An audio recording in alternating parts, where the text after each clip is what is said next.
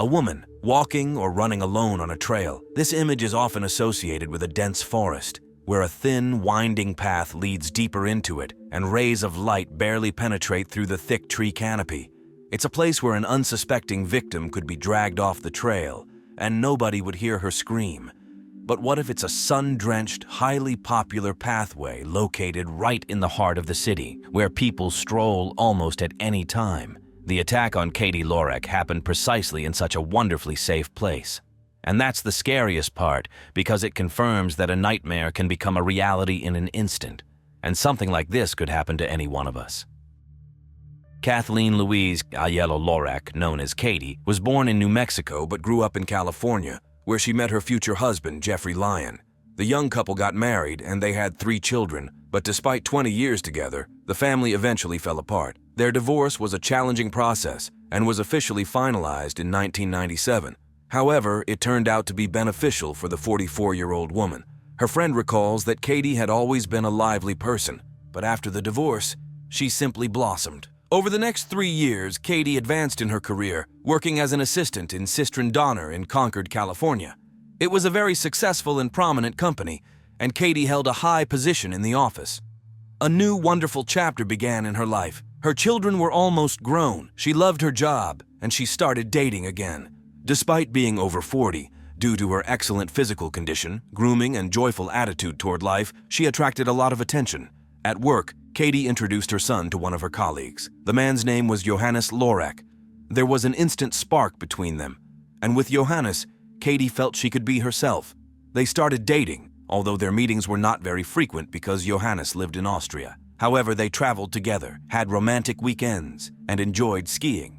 In 2003, during a trip to a lake in Switzerland where they had gone for a skiing excursion, Johannes knelt down and asked Katie to marry him. She would have been happy to spend the rest of her life with Johannes, and just a few weeks later he came to the United States and they got married. The couple planned to live in Austria. After all, there was nothing truly tying the woman to the States.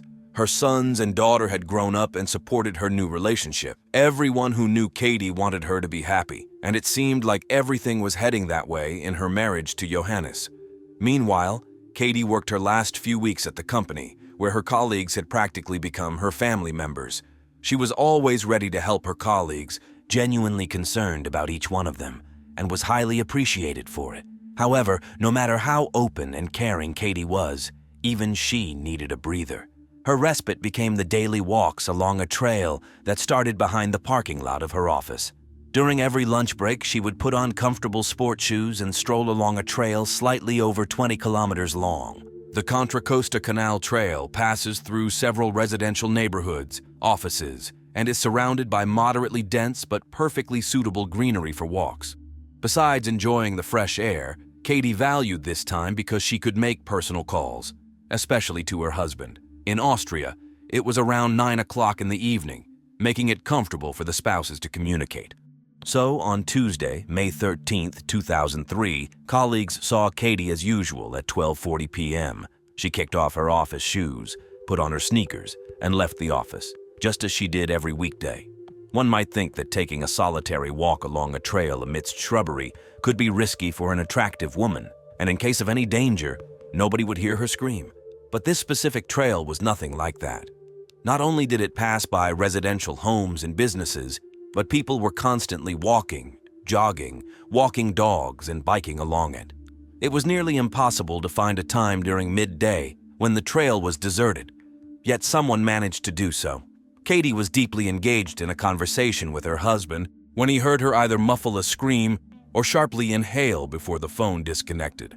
Johannes tried calling his wife back, assuming she might have simply stumbled and dropped her phone, but all calls went to voicemail. He knew Katie would call back, understanding that her abrupt end to the conversation might worry him, so he called her office to alert her colleagues. By that time, they were already concerned. Katie was punctual to the minute, and when she didn't return after lunch, they began searching for her. Johannes's call further troubled them. They knew what needed to be done. It was around 3 p.m. when the police were notified of Katie Loreck's disappearance. Credit must be given to the police. They didn't take the disappearance of an adult woman lightly and responded promptly. Just a few minutes after the call to the police, They dispatched officers to the trail since colleagues mentioned she should be there. The officers searched for her on foot, on motorcycles, and called in K9 units. The dog indeed led the K9 unit in the same direction the missing woman used to enjoy walking, so the officers knew they were on the right track. But how could she simply vanish in broad daylight? The search quickly led the K9 unit to a bloody trail on the pathway. It wasn't just a few drops, it was a very distinct trail, as if an injured person had been dragged from the trail into the bushes, but that wasn't all they found. A sneaker caught their eye, lying nearby in a pool of blood. Then they saw the body of a woman lying in the mud. She was in a small depression, covered in blood, her hair matted with it. She was naked, with a bra featuring an animal print lying on the grass nearby, along with black leggings, another sneaker, and a jacket. It seemed as though someone had forcibly removed items of clothing from the victim in a hurried manner. It was evident to the officers that the attack had turned violent, a brutal assault on an unprotected woman. Police immediately checked for signs of life in Katie, and despite all the injuries, it turned out she was still alive. The arriving paramedics swiftly transported her to the nearest hospital within minutes. Her condition was extremely fragile, and they were determined to help her. But at 4:54 p.m., they were compelled to pronounce Katie Loreck deceased. Once Katie was taken to the hospital, the forensic specialists aimed to preserve as much evidence as possible, but it was already too late.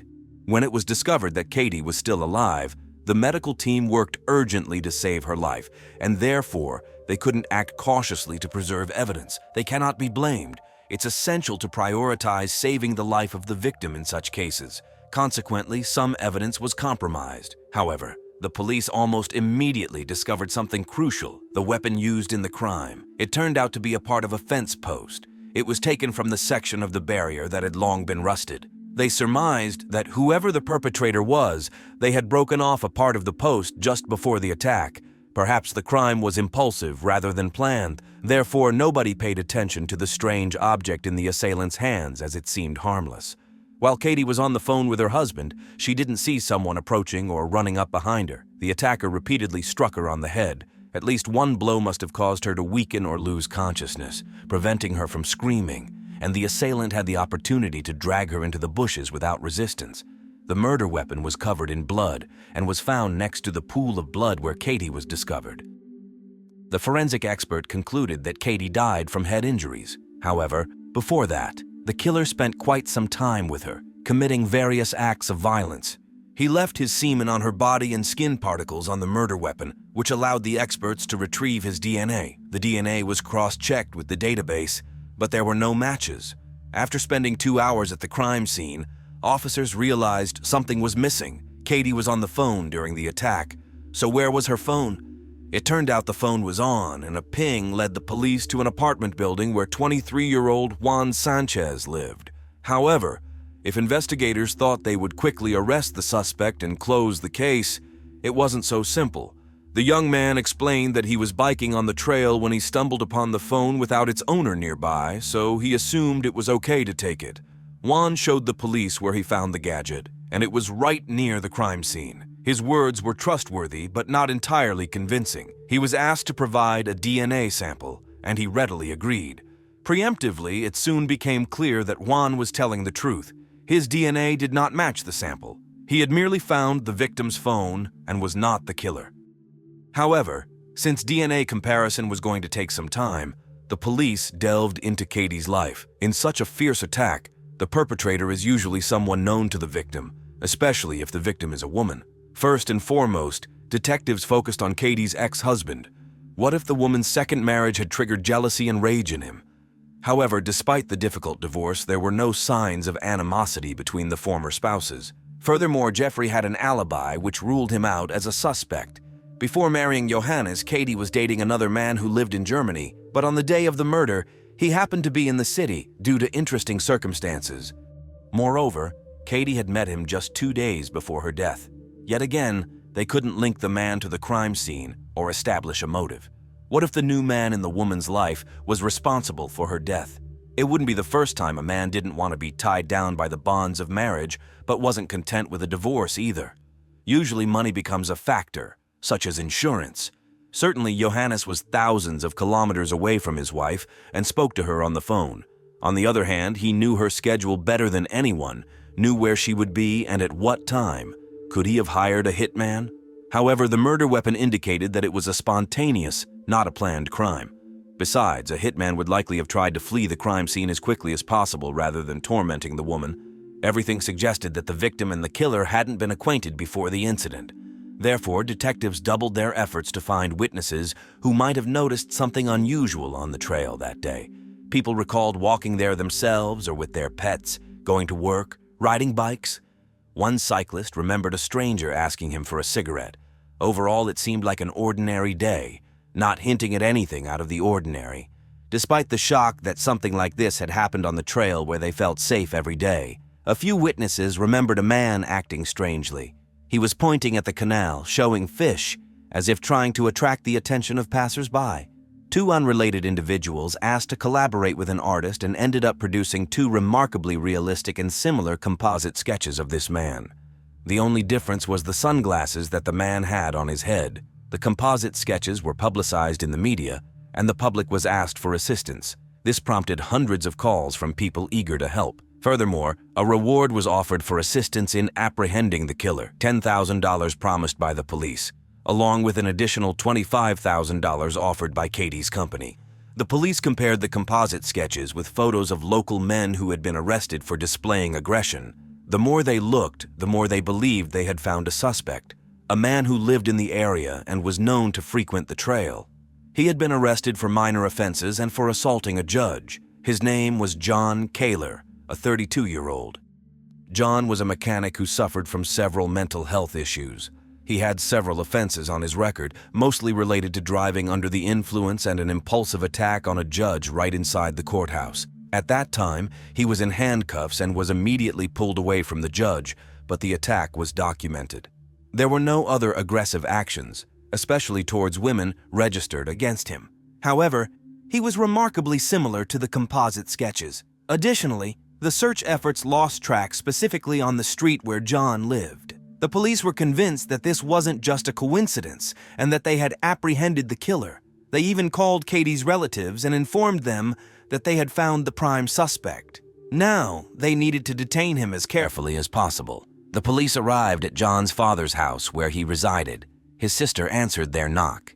She confirmed they were at the right address, but John was no longer available to talk. John had died. On May 14th, the day after the investigation began, John went to the Golden Gate Bridge and jumped. The police were allowed to search the house. They found another piece of evidence supporting their theory, a pair of sunglasses identical to those in the composite sketch. They discovered clothing with something resembling bloodstains on it, and in John's room there was a newspaper article about Katie's murder, along with the composite sketches of the suspect. What was the police supposed to think? Could this be a coincidence? It seemed like John had committed the crime, realized the police would be onto him soon, and decided to end everything by going to the bridge. The police were confident that they closed the case within 72 hours. The man's body was in the morgue. All they needed was to take his DNA and compare it to the sample found on Katie Loreck. Witnesses identified John Keller from a photograph as the man on the trail that day. The DNA check became merely a formality. Confident in their righteousness, the officers declared to the media that the case was solved and proclaimed that the cruel murderer and rapist, John Keller, had been identified. Journalists descended upon the man's relatives, demanding answers to their questions and not allowing them to mourn their son and brother peacefully. In response, they criticized the detectives for not waiting for the DNA comparison results. John Keller's sister and father were convinced that the police were mistaken. His father stated that it was irresponsible to connect several random facts and fit them into a picture of the murder. They destroyed the reputation of a young man that was already tarnished. "It's unthinkable," he said. The family was distraught. John could no longer defend himself, and they tried to do it for him. John's father underwent a polygraph test to prove that his son was at home at the time of the crime. The polygraph showed that he was telling the truth. A month passed, Katie was buried, and the police were no longer actively investigating, simply waiting for the DNA test results. And finally, that day arrived. The samples didn't match. John hadn't assaulted or killed Katie. It was a massive blow to the investigators. Not only did they lose a month of investigation, but they also intensified the pain of John's family who had lost a son and brother. Moreover, even after receiving the DNA test results, they didn't inform the public and only acknowledged the truth after John's father's statements. They stubbornly continued to claim that he might be somehow connected to the case. That's when the Keller family offered their own reward of $5,000 to anyone with information about Katie's murder, because they wanted to clear their son's name once and for all. Police took DNA samples from at least 50 men, acquaintances of Katie or resembling the composite sketch, but no matches were found. Then, after 4 months, a breakthrough occurred in the case. Early in the investigation, when questioning witnesses, one man mentioned that during the time frame the police were interested in, he was biking on the trail and stopped to smoke. A stranger approached and asked for a cigarette. The stranger smoked 2 cigarettes and the cyclist smoked 1. They chatted briefly, and that was the end of it. This happened about 60 meters from where Katie was found. The police decided to follow up on this lead, although it had been a week since the crime. They found a spot with 3 cigarette butts on the ground. Fortunately, they hadn't been rained on, and after 4 months, the DNA comparison result came back. The stranger who asked the witness for a cigarette was the rapist and murderer. But now the challenge was how to find him. The only hope lay in the memory of the cyclist. Miraculously, after 4 months, he recalled that the man worked in the telephone marketing field in a neighboring town. There was only one such company in that town, so armed with composite sketches, because that's all they had, the police went there. Employees immediately recognized 38-year-old Robert Ward Fraser in the images. However, he hadn't shown up for work since May, almost immediately after Katie's body was discovered. They couldn't locate him at his address. His former girlfriend confirmed that he had left a long time ago and presumed he might have returned to his hometown, but she wasn't certain. However, she found something useful for the police: Robert's toothbrush. Again, a DNA test would take time, and it wouldn't hurt to investigate the suspect for the time being. The man had a history of legal issues, having been arrested 9 times, particularly for robberies and related to illegal substances. He was known for his aggressive behavior in prison. He closely matched the witnesses' descriptions, and an arrest warrant had been issued in Indiana for violating parole conditions. Contacting the Indiana police, the Concord, California officers couldn't believe their luck when they were informed that Robert had tried to return to his hometown and was naturally arrested. Detectives flew from California to Indiana to talk to him. During the interrogation, the man was relaxed, slouched in his chair, joked, and didn't resemble someone afraid of anything. He confirmed that he lived in California, was near the crime scene, and smoked cigarettes with a cyclist around the time of the murder. Robert admitted he heard about Katie Loreck's case on TV, but when the police clarified if he remembered what the woman looked like, he answered that she had long hair, seemed to be a brunette, and guessed that she had freckles. Caught, thought the officers, he provided information that only the killer could have known. Katie did indeed have freckles, but they were not visible in any of the photos shown in the news. The freckles were not on her face, especially since she used makeup, not on her hands, but on the woman's chest. More precisely, between her breasts, meaning only someone who had seen her naked could know about it. And he couldn't have just guessed that. Detectives informed Robert that they had the perpetrator's DNA, to which he started talking about relieving himself in the bushes. In other words, he chose the same spot as the rapist. However, semen was found on Katie, which was an entirely different story. Robert's defense began to crumble, and the detective tried to press him, showing him the bloodiest photo of the victim and asking what she had done to deserve such a thing.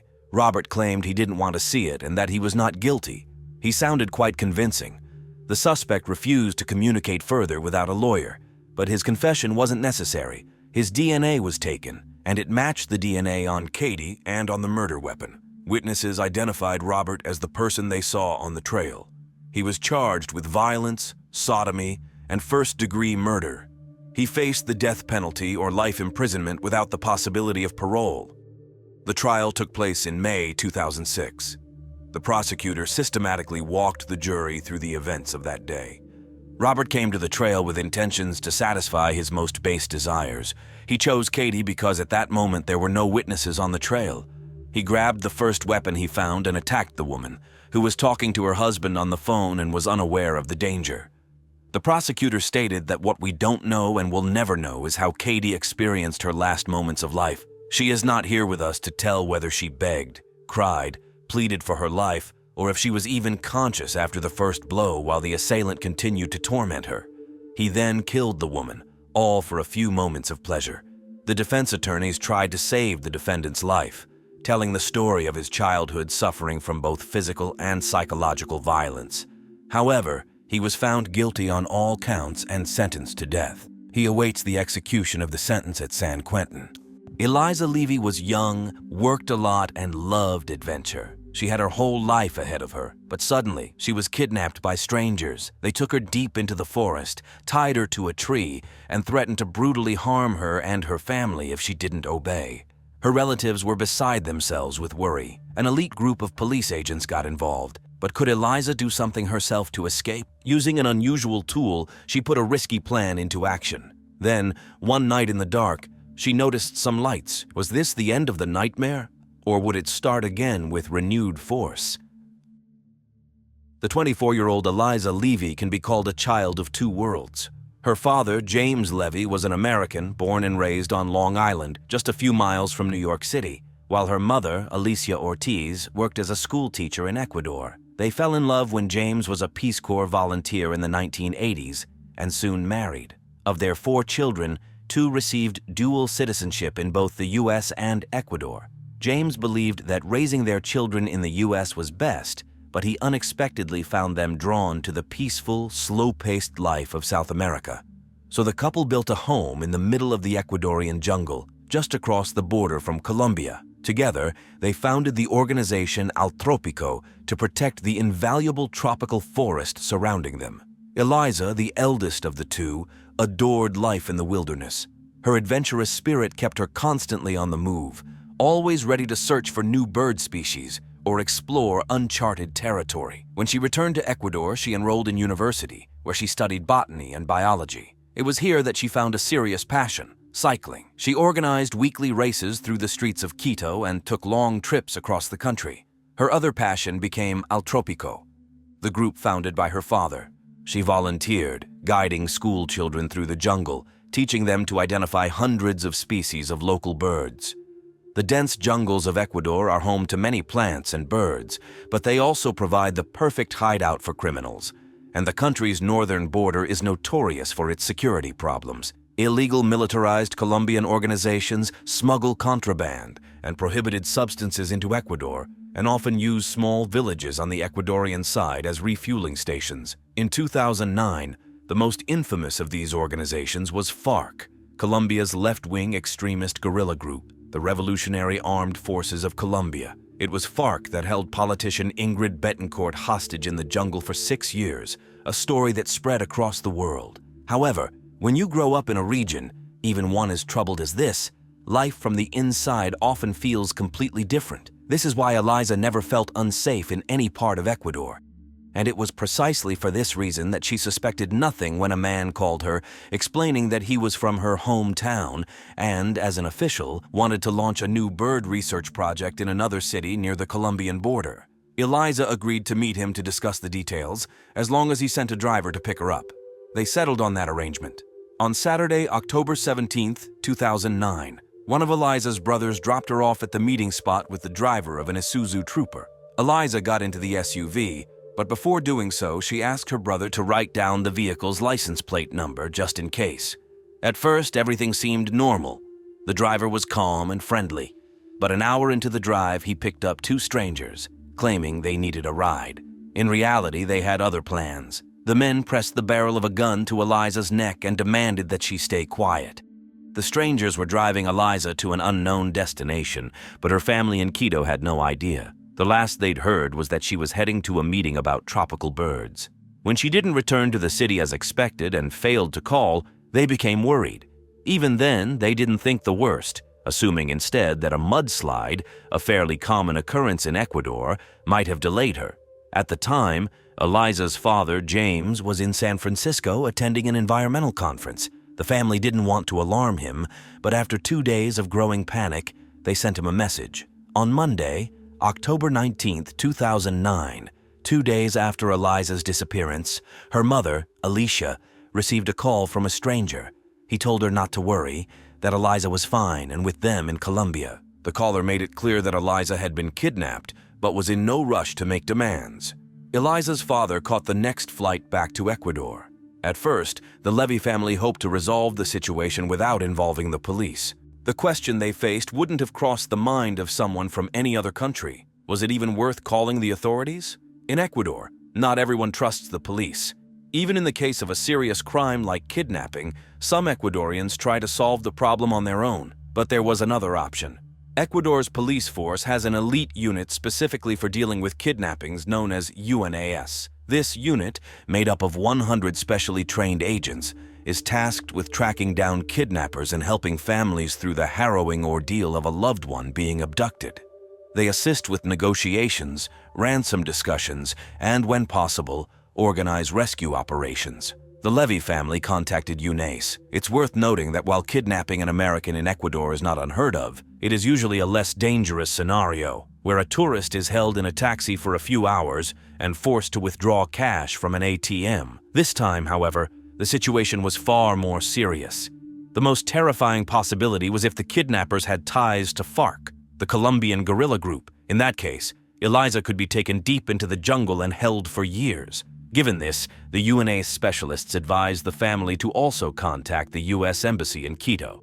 On the morning of Wednesday, October 21st, 4 days after the kidnapping, FBI agents, UNAS officers, and other agents arrived at the Levy home. They promised to try to track down the kidnappers, but they emphasized that the most critical and delicate task in securing Eliza's release would be communication with the criminals. The leader of the kidnappers had left Eliza's mother with a phone number, but who would have the courage to call him? The agents decided that Eliza's father, James Levy, who was known by the Spanish version of his name, Jamie, was capable of handling the delicate task of communicating with the kidnappers. With the agent's guidance, of course. They handed him a sheet with potential phrases the kidnappers might use and how he should respond. After a brief briefing, James made the call to the leader of the kidnapping gang. He had to ask his wife to leave the room to avoid breaking down in front of her. The conversation lasted 4.5 minutes, and the kidnappers didn't allow James to speak with his daughter, claiming she wasn't with them. However, the most important information they gave him was that Eliza had been kidnapped for ransom, and they would later reveal the amount. James held himself together remarkably well during the call, but that evening, after the agents left, he locked himself in his office with a bottle of whiskey and broke down in tears. He was overwhelmed with guilt, blaming himself for what had happened. For years, he had worked with various organizations and groups on both sides of the Ecuador-Colombia border, and he had arrogantly believed that his family was safe from harm. At the same time, Eliza was being held in a remote area of Ecuador, less than 200 miles from her family. She had no way of knowing that they were fighting for her release. All she knew was that the past few days had been the most painful, disorienting, and terrifying of her life. After the strangers jumped into the SUV, they pressed a gun to her neck and promised that nothing would happen to her as long as she behaved sensibly. They threw a towel over her head, cuffed her hands, and gagged her. Then they dragged her from the front passenger seat to the back, laying her on the floor. One of the men moved to the front while another stayed in the back to guard her. Eliza didn't even think about resisting. Everything had happened so fast that she hadn't fully realized she had been kidnapped. It felt like a dream, but it was a nightmare she couldn't wake from. They drove off-road for over an hour, bouncing along rough terrain. Then, the vehicle came to a sudden stop. The door opened. She heard someone approach. A man told her to get out and walk with them. Eliza recognized his voice. It was the man who had arranged the meeting about tropical birds. They led her somewhere to what she sensed was an even more dangerous and isolated place. From the moment she fell into the hands of her captors, Eliza resolved to remain calm and alert. She knew that one wrong move could cost her life.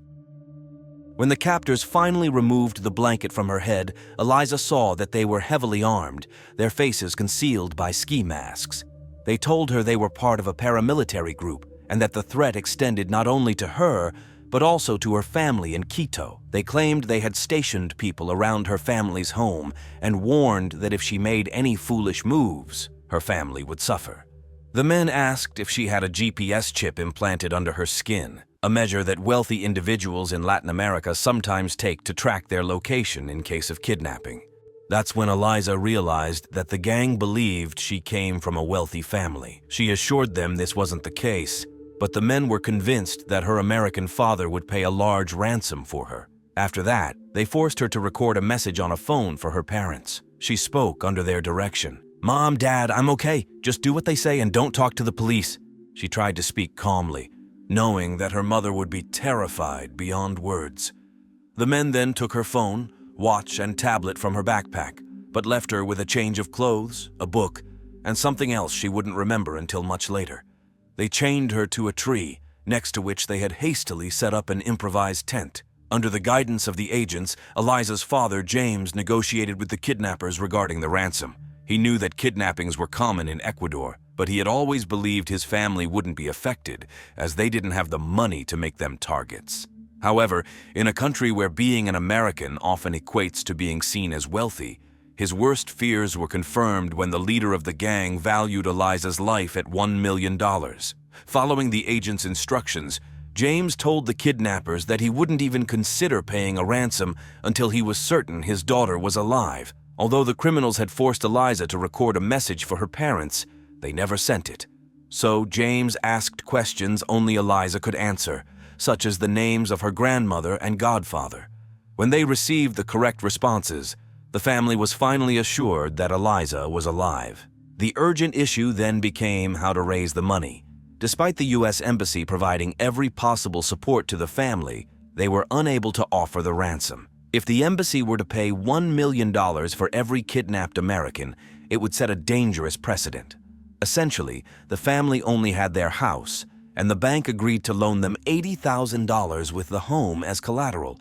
In desperation, James called his relatives in New York, and his brother and sister decided to give him all the money they had saved for retirement. James and his wife planned to sell the house afterward to repay their siblings. James informed the kidnapper that the maximum they could gather was $150,000, but the captors insisted the ransom should be closer to $1 million. With each conversation becoming shorter and more tense, the agents knew time was running out. They hurriedly began surveillance on known criminals in the region who could be suspects. Meanwhile, the family had no idea what Eliza had already endured or what lay ahead for her. By this point, she had spent 2 weeks chained to a tree, only able to move as far as the chain would allow.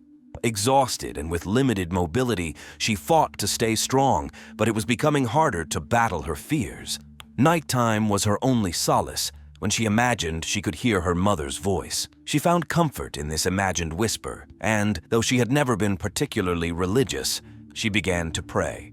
Of course, Eliza had no idea that U.S. and Ecuadorian agents were hunting her kidnappers, let alone that Colombian specialists had joined the investigation. Colombians have extensive experience dealing with kidnappings, and their assistance proved invaluable. They provided high-tech equipment to track the leader of the gang's mobile phone. Naturally, there was no guarantee that he was in the same location as Eliza, but investigators had other leads to follow. The most useful lead came from Eliza herself when she asked her brother to record the SUV's license plate number. Investigators matched this number with those of vehicles captured by surveillance cameras at toll booths. They identified the vehicle used by the kidnappers, which had passed through several toll booths and was heading towards the Colombian border. During her captivity, Eliza interacted only with the 2 guards who watched over her. The leader of the gang would come and go, staying in a cabin about 50 yards from her tent, and she rarely saw him directly. The 2 guards played the classic roles of good cop and bad cop. The guard Eliza privately referred to as the good guy would bring her rice and beans and assured her that she would be released soon. In contrast, the other guard, the bad guy, threatened to kill her and her family. He also menaced that he might sell her to a larger, more dangerous group. Eliza understood that he meant FARC, an even more brutal gang experienced in holding hostages. While she was terrified, she cried alone, unwilling to show weakness to her captors, especially the one who was threatening her. It took a lot of willpower, but Eliza gradually managed to overcome her fear. She daydreamed about riding her bike, feeling free. Deciding to take action, she tried to gain the favor of the good guy guard. Indeed, he began talking to her more frequently during meals and even brought her yarn and knitting needles.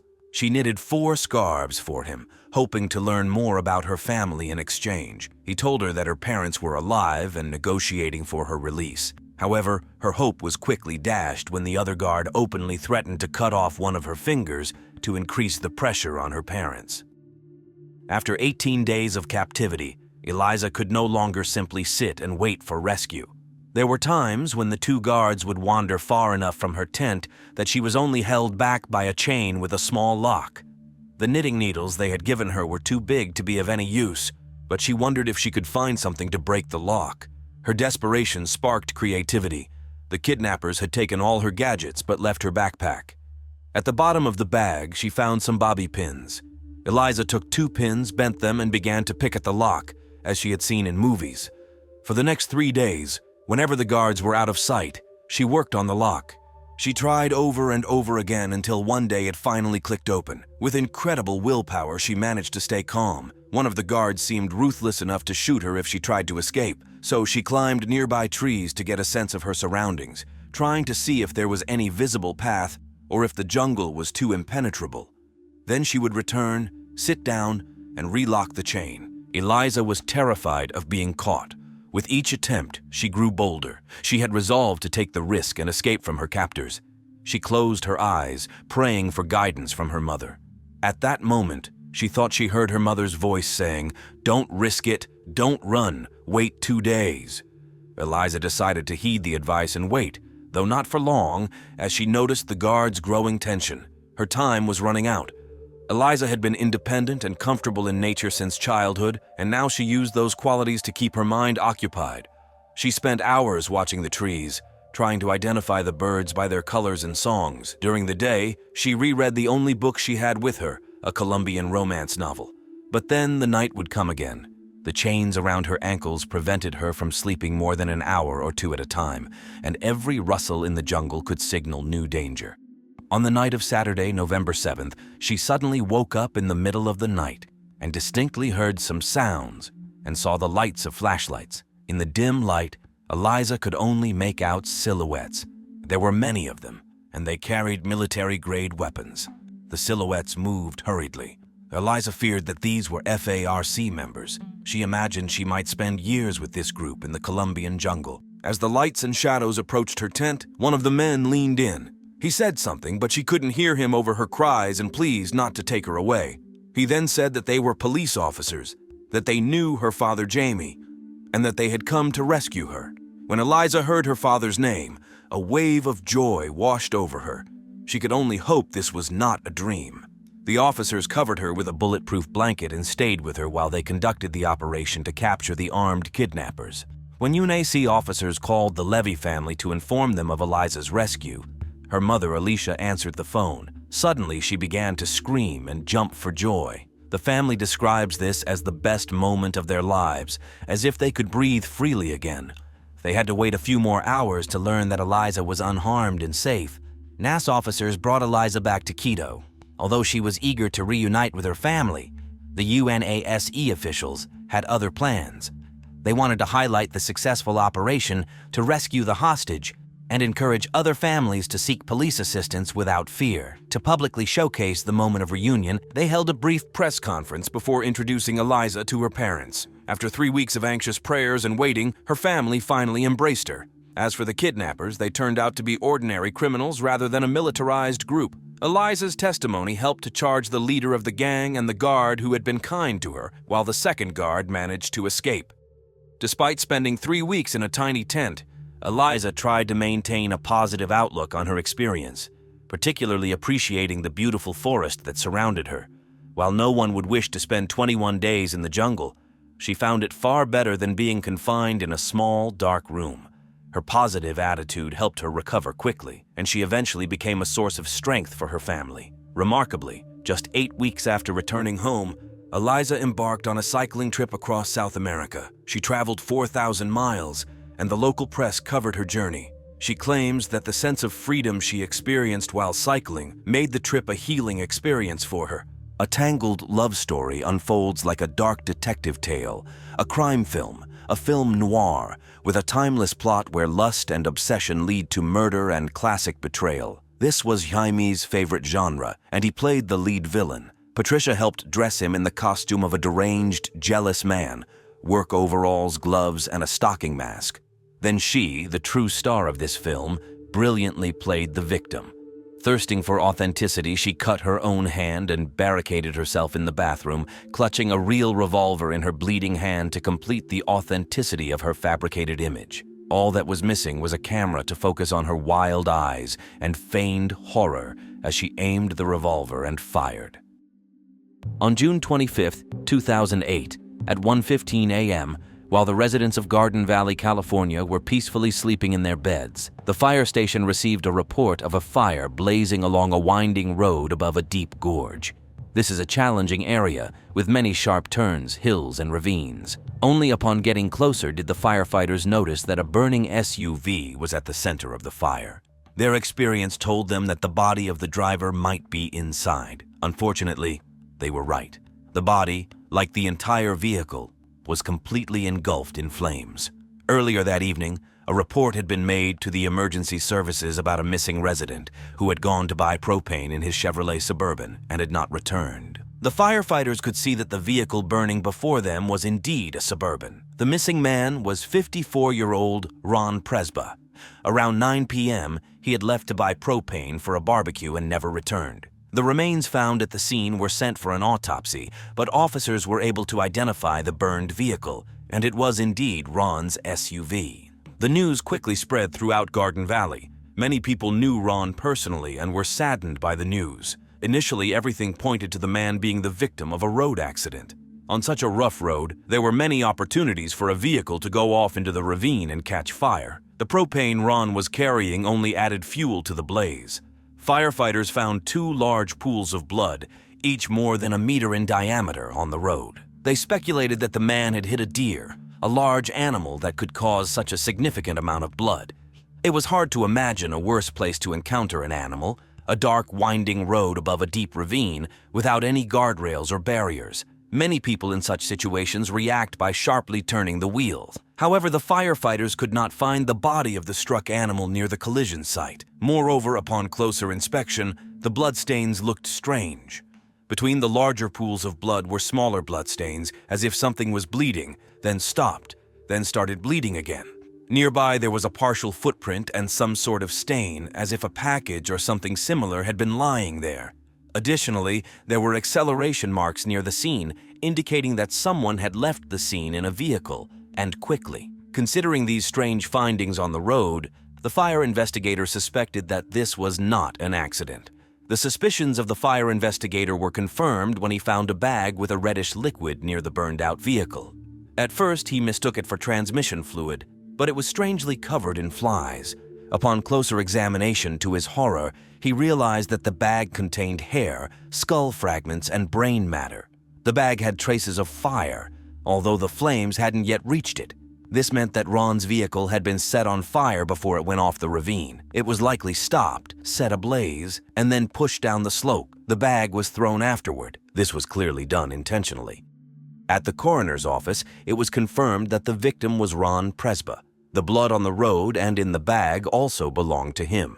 Ron had been murdered, and the fire was used to cover up the crime. Police investigators began their work, and the morning after the body was discovered, they spoke with the victim's wife, Patricia, or Patty. Patty seemed overwhelmed with grief, but was eager to help the police. She said that Ron had no enemies. In fact, someone like him couldn't have had enemies. He was one of the pillars of the Garden Valley community. Everyone saw him as a loving father, devoted husband, very honest, hardworking, reliable, and an all-around wonderful person. Ron would give you the shirt off his back to help someone. He had spent many years building his trucking company before he met Patty. Patty worked for the California Conservation Corps and was part of a program that taught young people who would otherwise get into trouble with the law useful labor skills in firefighting, forest protection, and conservation. It was essentially a work camp for troubled youth. Both Patty and Ron had adult children from previous relationships. The day before, at 4:30 p.m., Patty had gone to visit her daughter and grandchildren who lived an hour away. She called her husband around 9 p.m., and he mentioned that he was going to get propane for the barbecue. However, when she returned at midnight, the house was empty. Ron's daughters told the police that a guest had been staying with the family in recent weeks. This guest was 21-year-old Jaime Ramos. Detectives returned to the family home to speak with Patty again. She confirmed that Jaime Ramos had been living with the family for 3 weeks. He was one of the troubled young people assisted by the California Conservation Corps, and Patty had been his mentor. Jaime Ramos had joined the program a year ago after being charged with assault. Patty and Ron decided to help the young man save money so he could visit his relatives in Texas. Patty described Jaime as a nice guy who had faced many challenges since childhood. His mother had taken her own life when he was just 2 years old. His father was in and out of his life, and after being passed around by various relatives, he eventually went to live with his grandmother, who became like a mother to him. Now Patty had taken on the role of his mentor and friend, and Jaime often sought her advice. She explained that Jaime was finishing his training program at the center, but needed a place to stay for the remaining month. Patty had asked Ron if Jaime could stay in their spare bedroom, and Ron, being a kind-hearted person, agreed. Ron welcomed Jaime into their home, and they developed a strong bond, with Ron becoming like a father figure to Jaime. However, just the day before, Jaime had left. They had lent him some money so he could travel to his relatives in Texas. Jaime's sudden departure seemed suspicious, especially since Patty claimed she didn't know how to contact him. In other words, they had lent the young man money, but she had no way to reach him. Before the detectives could ask Patty further questions, something caught their eye. A few drops of blood by the fireplace caught the detectives' attention. Although there weren't many, they deemed it important and called in the forensic team. Upon their arrival, they processed the room with luminol, causing it to light up with traces of blood that someone had attempted to clean. The detectives realized they had stumbled upon the murder scene. Since Patty had an alibi, Jaime seemed the most likely suspect. However, according to Patty, she and Ron had a good relationship with Jaime. Nevertheless, the detectives reached out to Jaime's family in Texas, who said he was still en route but provided his phone number. Over the phone, Jaime confirmed that Ron had become a true friend and mentor to him in a short period. He expressed his desire to help the police uncover the truth about Ron's death. Strangely, though, he refused to disclose his whereabouts. Since Jaime was using a prepaid phone, the police couldn't trace his location. Instead, they tried to gain his trust, encouraging Jaime to keep calling them and persuade him to reveal what he knew about Ron's death. Meanwhile, Curtis Edwards reached out to them. Curtis was also a member of the program helping young people, just like Jaime. Moreover, Jaime was his roommate. Therefore, he knew something that, in his opinion, no one else suspected. Jaime and Patty were having a romance. Curtis was shocked. All the young people in the organization loved Patty, calling her Mom, but Jaime clearly had feelings for her of a different nature. Despite being 21 years old, while she was 47, he was younger than her children. Nonetheless, Jaime asked Curtis not to tell anyone about it. As his friend, Curtis agreed, but now he felt obligated to inform the police. The meeting with the detectives was brief, but its importance for the investigation couldn't be underestimated. Because now the investigators knew that Jaime could have a motive for Ron's murder. It was worth talking to Patty again, because it became clear that she knew more than she was saying. Patty reluctantly admitted that she had been involved with Jaime, but a couple of days before Ron's murder, she ended things with her lover because his behavior was increasingly alarming her. When she brought up the breakup, they were in the car, and Jaime swerved the car as if he wanted to crash into an oncoming vehicle. Fortunately, they avoided the accident, but Patty realized he was willing to do anything just to be with her. At some point, Ron realized that his wife was having an affair, but he reacted as a very understanding person. Ron and Patty agreed to buy Jaime a car so he could go to Texas and stop being part of their lives. Patty and Jaime went to a car dealership to choose a car. Patty told the detectives that they bought the car, packed his things into it, and sent him off to Texas. And this happened just before Ron's murder. Now, however, she was afraid that Jaime would come back to finish what he started, to kill her. However, after reviewing the surveillance camera footage at the dealership, detectives found out that the love affair hadn't ended because Patty and Jaime were holding hands and hugging each other affectionately. But before the investigators could summon the woman for a candid conversation, a new twist emerged in the case. Patty disappeared. A month to the day after Ron's murder, the detectives drove back to the same house. Again, they approached the front door, crossed the threshold once more. The feeling of déjà vu never left them, especially when they saw that the small house had become the scene of another bloody crime. Blood was everywhere, in the kitchen, the living room, the bathroom, even on the doorstep. Chairs were overturned, rugs were displaced as if something had been dragged across the floor. A bloodied kitchen knife lay on the TV stand. The air was thick with the smell of blood, and the bathroom door was broken with bullet holes in it. Everything seemed unreal, like a stage set. Amidst this gruesome scene, the detectives found a note made from cut-out magazine letters. They had never seen such notes before, except in movies. It stated that Patty had been kidnapped. Exactly what Patty had feared Jaime would do. The police began their search for the woman and distributed her description to officers. The next day, July 25, 2008, hundreds of kilometers away from the Prespa family home in Salt Lake City, Utah, a patrol officer was checking the registration numbers of cars in a motel parking lot when he noticed a green Hyundai. A quick check revealed that the car was linked to a murder investigation. The officer contacted detectives from California who informed him that two people were associated with this car, Jaime Ramos and Patricia Prespa. Approximately 5 minutes later, the door of the motel room opened and a woman came out. She walked straight to the police officer. He aimed his weapon at her, but the woman stated that she was Patricia Prespa, and she added, "He's in the room, he's been shot." The policeman didn't know what to think and couldn't imagine what he would see when he entered that door. He and his partner burst open the door and shouted, "Police!" But there was no response. Someone was clearly lying on the bed. The policeman demanded that the person raise their hands and come out, but the person didn't move. The officer thought the person under the blanket was dead. He grabbed the blanket and saw that there was a wounded person there. It was Jaime Ramos. He looked at the policeman and said, raising his hands, "Don't shoot. They've already shot me." Both Patricia and Jaime were taken into custody. While Jaime received medical attention, detectives questioned Patricia. Patty claimed that she also became a victim of Jaime.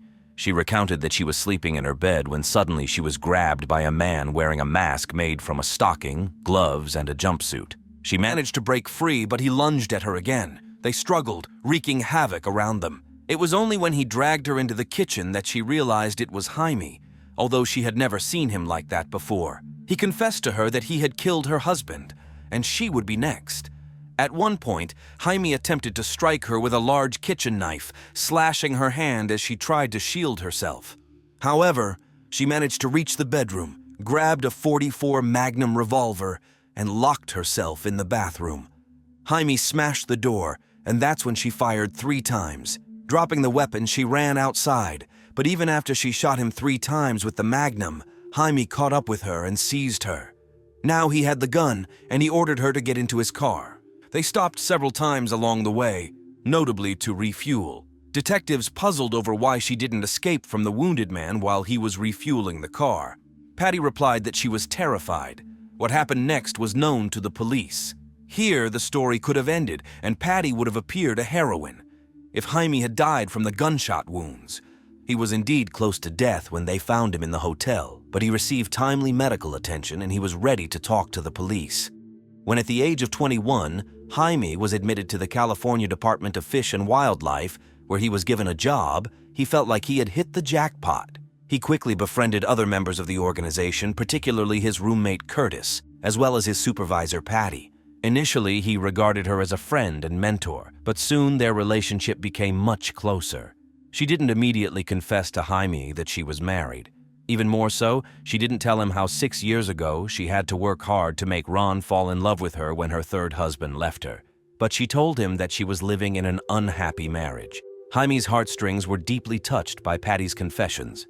The thing was, he himself had been tormented by a male relative for years. It started when he was 6. It started when he was 6 years old, ended at 16, and occurred once or twice a month. Jaime asked Patty to leave her husband, but she always found some excuse why it was impossible. Then she mentioned another option. At first it was like a game, a joke. The woman said, "Do you want me to leave him? What if something unfortunate happens to him?" "Which we arrange?" Jaime asked incredulously. "What else?" Patty initiated conversations about how Ron liked to work around the house and might fall from a ladder onto something sharp or get hit by a car. It seemed like a joke until she showed her lover an envelope with insurance. And then he realized that everything they talked about was serious. She convinced him that after receiving the money, they could start over. Jaime would go to college first and they would live together. She took out insurance on her husband and was supposed to receive $150,000 in case of his death. But if his death occurred as a result of an accident, the wife would receive $300,000. This is called double insurance. Double Insurance is also the name of a true classic of cinema, a film in which a woman seduces a man and persuades him to kill her husband. And then the seductress shoots the naive lover. Jaime hadn't watched that movie, but Patty clearly understood its essence. Or Oscar Wilde was right, and life ultimately does imitate art. But Jaime had no intention of becoming a murderer, and Patty started pressing him. "Don't you believe me? Don't you believe that he's tormenting me, beating me? Don't you want to live with me?" She didn't leave the man infatuated with her any other choice. So he set her a condition. He had to personally see what Ron was really like. The woman agreed. She told her husband that a guy at work insulted her, but Jaime stood up for her, beat him, and therefore he was expelled from the program. Now he had nowhere to live. Ron, being a kind soul, of course, offered the guy to stay with them. He personally went for Jaime, brought him home, and thanked him for standing up for his wife. He said that Jaime could live with them for free and only asked him to help around the house, because what the guy did for him was already enough payment. So Jaime started living with his mistress and her husband. Ron behaved friendly, taught him how to use various tools, and in general treated the guy like a son. But Jaime was most concerned that Ron never raised his voice to his wife, never scolded her, never refused her anything, and it clearly wasn't a show for the public. Doubts began to creep into his mind. Patty described a monster, but Jaime saw a completely different Ron. However, Patty wasn't about to back down. She skillfully manipulated the guy, convincing him that he was saving her from a cruel husband, and set a date for when Jaime would have to attack Ron. Otherwise, he would have to leave and never see her again. The thought of this was unbearable for Jaime. Tuesday, June 24th came, one of the longest days of the year. That evening, Ron sat calmly in his armchair by the fireplace watching TV. Patty had indeed gone to her daughter's, but she kept calling her lover, asking if he had finished with her husband yet and why he was taking so long. She insisted that it would be easier to cover up the evidence if it happened outside, so Jaime told Ron that he heard some noise in the pen with his pigs. Ron, of course, believed him and went to check, but Jaime couldn't bring himself to attack the man. When Ron returned home, he sat back in his favorite armchair. Jaime sat on a chair in the kitchen 3 meters away from him and drank a lot of water, as if delaying what he was about to do, trying to calm down. Patty continued to call, asking when everything would be over. Jaime saw the hammer and decided that if one blow to the head rendered Ron unconscious, it would be enough for him. He took one last sip of water, put on gloves, wiped the hammer. The house was so small. Ron was so close. Jaime told himself, "You're doing everything right." He thought about the violence against Patty, remembered how he himself had been abused, and the anger from the flooding memories allowed him to feel a sharp adrenaline rush. He literally jumped up from the chair, ran to Ron, and struck the man 3 times quickly on the head. Ron barely had time to scream, "Why?" But Jaime seemed to snap. He shouted, "How dare you torment my wife? Yes, Patty is my wife now. How dare you hit her?" He struck the man 3 more times, smashing his skull. Then he dropped the hammer. Amazingly, he felt relieved, knowing that he did it for her. But to do everything as she wanted, the killer had to take the body out of the house and create the appearance of an accident. To put Ron in the driver's seat, he had to build a mini-trap from the ladder and plywood. After that, Jaime sat next to the deceased and directed the car towards the cliff, sitting next to the bloodied man whose head he had just smashed. To distract himself from such a reality, he remembered the movie Sin City. There's a scene where a killer drives down a deserted road with a corpse sitting next to him. But when Jaime watched that movie 3 years ago, he couldn't have imagined he would do something similar. On the way, he threw away Ron's chair, the bloodied carpet, and the hammer. Then at the canyon, he used all the props to prepare the final scene of the accident. He doused the car with gasoline, prepared a propane tank, put the man's foot on the gas pedal, flicked his lighter. It was at that moment that the blood flowing from the car spilled onto the road and created a puddle. Jaime set fire to the SUV and rolled the car down. He noticed a packet. Cleaning up at home, he collected pieces of brain in a packet, and now it fell out of the car. Jaime threw it into the ditch, thinking the fire would destroy it. Then he ran to his car, waiting for him at the cliff, and wanted to drive to Texas, but he couldn't. He had to see her. When he entered the house, Patty was washing her husband's blood in the living room. And right where Ron had been killed a few hours earlier, Patty's 3-year-old granddaughter sat watching cartoons on TV. Patty flew into a rage when she saw him. Jaime asked to hug him goodbye. Patty reluctantly complied, and he finally left. On the way, alone with his thoughts, he began to realize what he had done. He felt very ashamed and sick. Jaime was supposed to go to Texas to be with his relatives, but when the police didn't believe in the accident and began investigating the murder, Patty became nervous. She ordered him to go somewhere they wouldn't find him. Her anxiety multiplied when a month later, Jaime told her he was returning to California. The investigators had traced him back to his grandmother, the woman who raised him and whom he obeyed unquestioningly. She told her grandson that he shouldn't behave as if he were guilty of something and returned to California to talk to the police. Jaime agreed, but on his way back, despite his grandmother's and the investigators' advice, he called Patty. Apparently, that's when Patty realized that he was becoming a problem, and it was time to abandon him to save herself. She listened to Jaime and replied that she had a plan that would allow them to spend the rest of their lives together. Wasn't this what he had always dreamed of? She wanted to make it seem as if Jaime had abducted her. He agreed, thinking they would leave together and lie low for a while. Patty ordered her lover to overturn all the furniture in her house and knock down the bathroom door to make the abduction look more realistic. But she didn't warn him that she would be hiding behind it with a magnum. And as soon as he broke the door, she shot. Once, twice, thrice. She hit his hand, leg, and clavicle area. Jaime was in shock, asking, "How could you do this?" The woman calmly approached and pressed the gun to his head, but the gun didn't fire. While Jaime lay on the floor in blood, she went to another room, tried to fix the gun, but changed her mind and left. For some reason, Jaime decided to follow her. Even more unbelievably, Patty said to him, "Okay, let's go." And they left the state together. The next day, Jaime's car was spotted at a motel in Salt Lake City, and the couple was taken into custody. But Patty wasn't done yet. She still had one last hope, to convince Jaime to take the blame. But how could she do that? Before the trial, Patty and Jaime were held in a small jail together, and the plumbing arrangement of the prison allowed Patty to once again get into the heart and soul of her young lover. If you simultaneously flush the water in the female and male toilets, you can talk as if you are in the same room. Most likely, Patty wasn't the first to discover this, but she cleverly took advantage of this peculiarity, persuading Jaime to stick to her version. Allegedly, at first, she also wished for her husband's death, but changed her mind, and then Jaime killed Ron and abducted her, trying to get rid of the only witness. Remarkably, Jaime was willing to go along with this for her sake. However, when the boy's lawyer learned about it, he intervened and shuffled the cards for Patty. He contacted the only person who could break the spell over the woman, Jaime's grandmother. The grandmother and the beloved aunts of the young man ordered him to tell the whole truth. In the interrogation room, the investigators witnessed the power Patty had over Jaime. Despite her confession and everything she had done, Jaime begged for the opportunity to see her. In June 2009, the preliminary hearing began. Unexpectedly, it turned out that Jaime was not the only one whom Patty had tried to persuade to commit murder. Her friend took the witness stand and told that Patty had asked her if she knew anyone who could go for this crime. But even stranger was that she once wanted to kill her ex-husband and then asked the ex-husband if he would kill Ron. On June 29, 2009, Jaime pleaded guilty to first-degree murder and agreed to testify against Patty. But he did not get such an opportunity.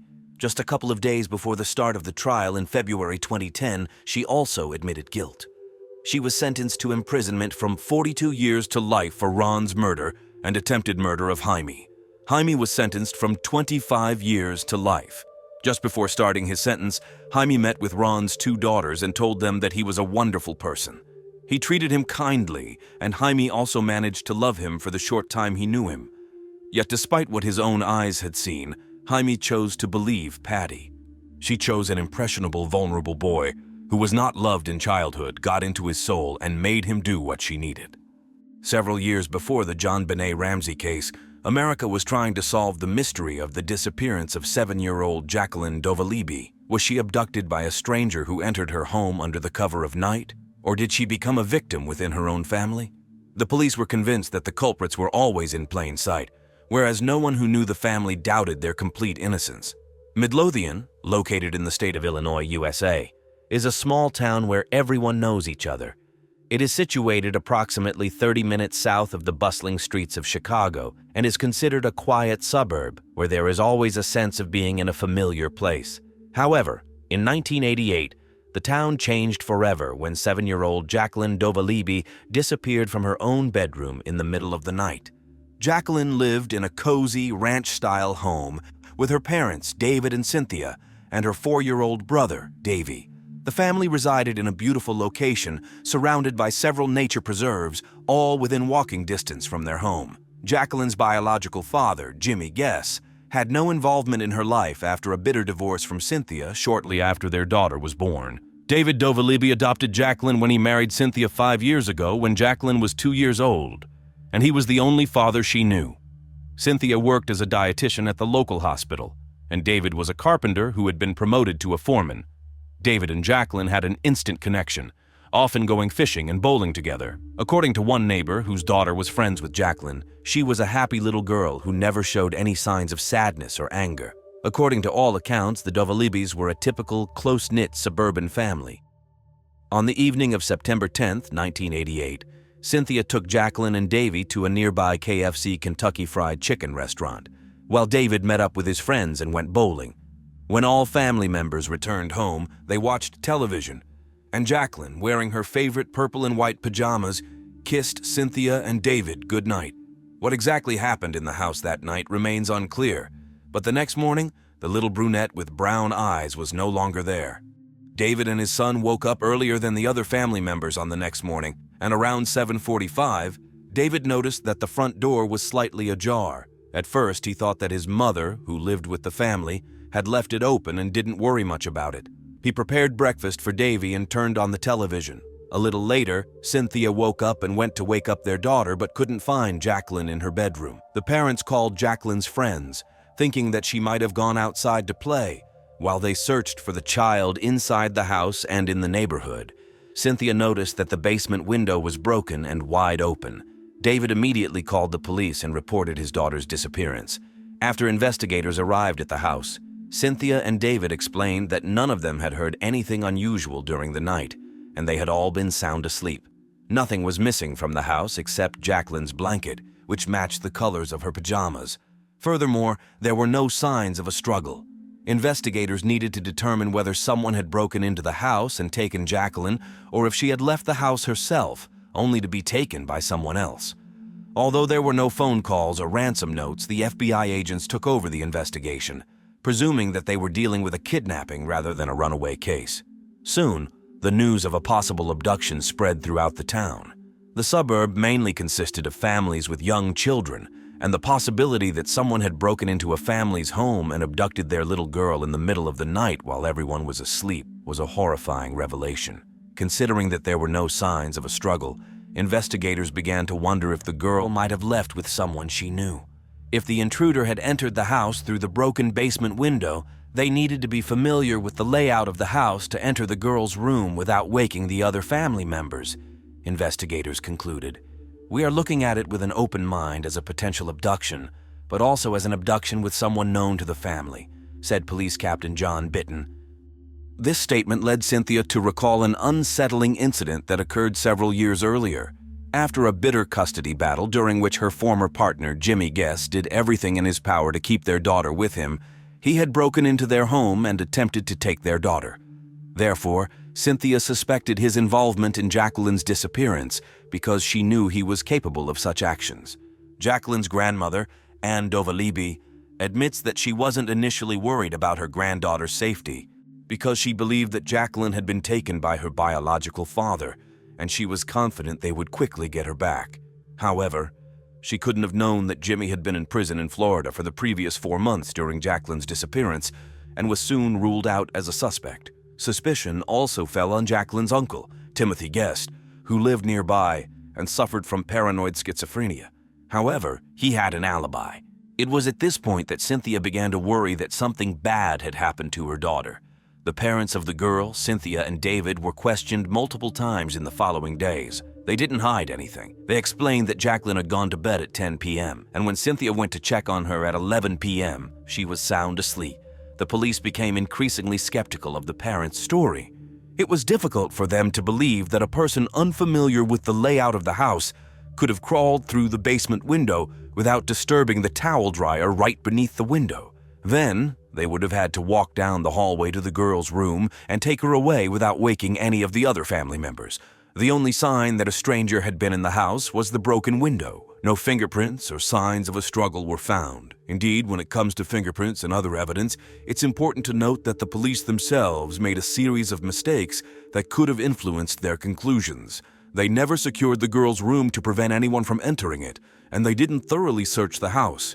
A forensic expert took photographs, but he didn't even bother to take close-up pictures of the broken window. He checked the window and the front door for fingerprints, but not the back door. What was even more astonishing was that the police allowed friends of the family to clean up their house and even sweep away the glass from the broken window. The police just stood by and watched as they cleaned up, destroying any evidence that the kidnapper might have left behind. Immediately after the girl's disappearance, Jacqueline's parents were asked to take a polygraph test. Cynthia was too distraught for such a test. Friends recall that she was in a terrible state, constantly feeling nauseous. David underwent the polygraph test, which he passed. But in the minds of the police, everything seemed to point to the parents. The number of potential suspects sharply narrowed after one of the forensic experts stated that, in his opinion, the basement window had been broken from the inside. On September 14th, 5 days after the girl's disappearance, the parents attempted to take a polygraph test again. Cynthia's results were inconclusive due to her emotional state. David's results were also inconclusive, and the polygraph examiner accused him of not cooperating with the investigation.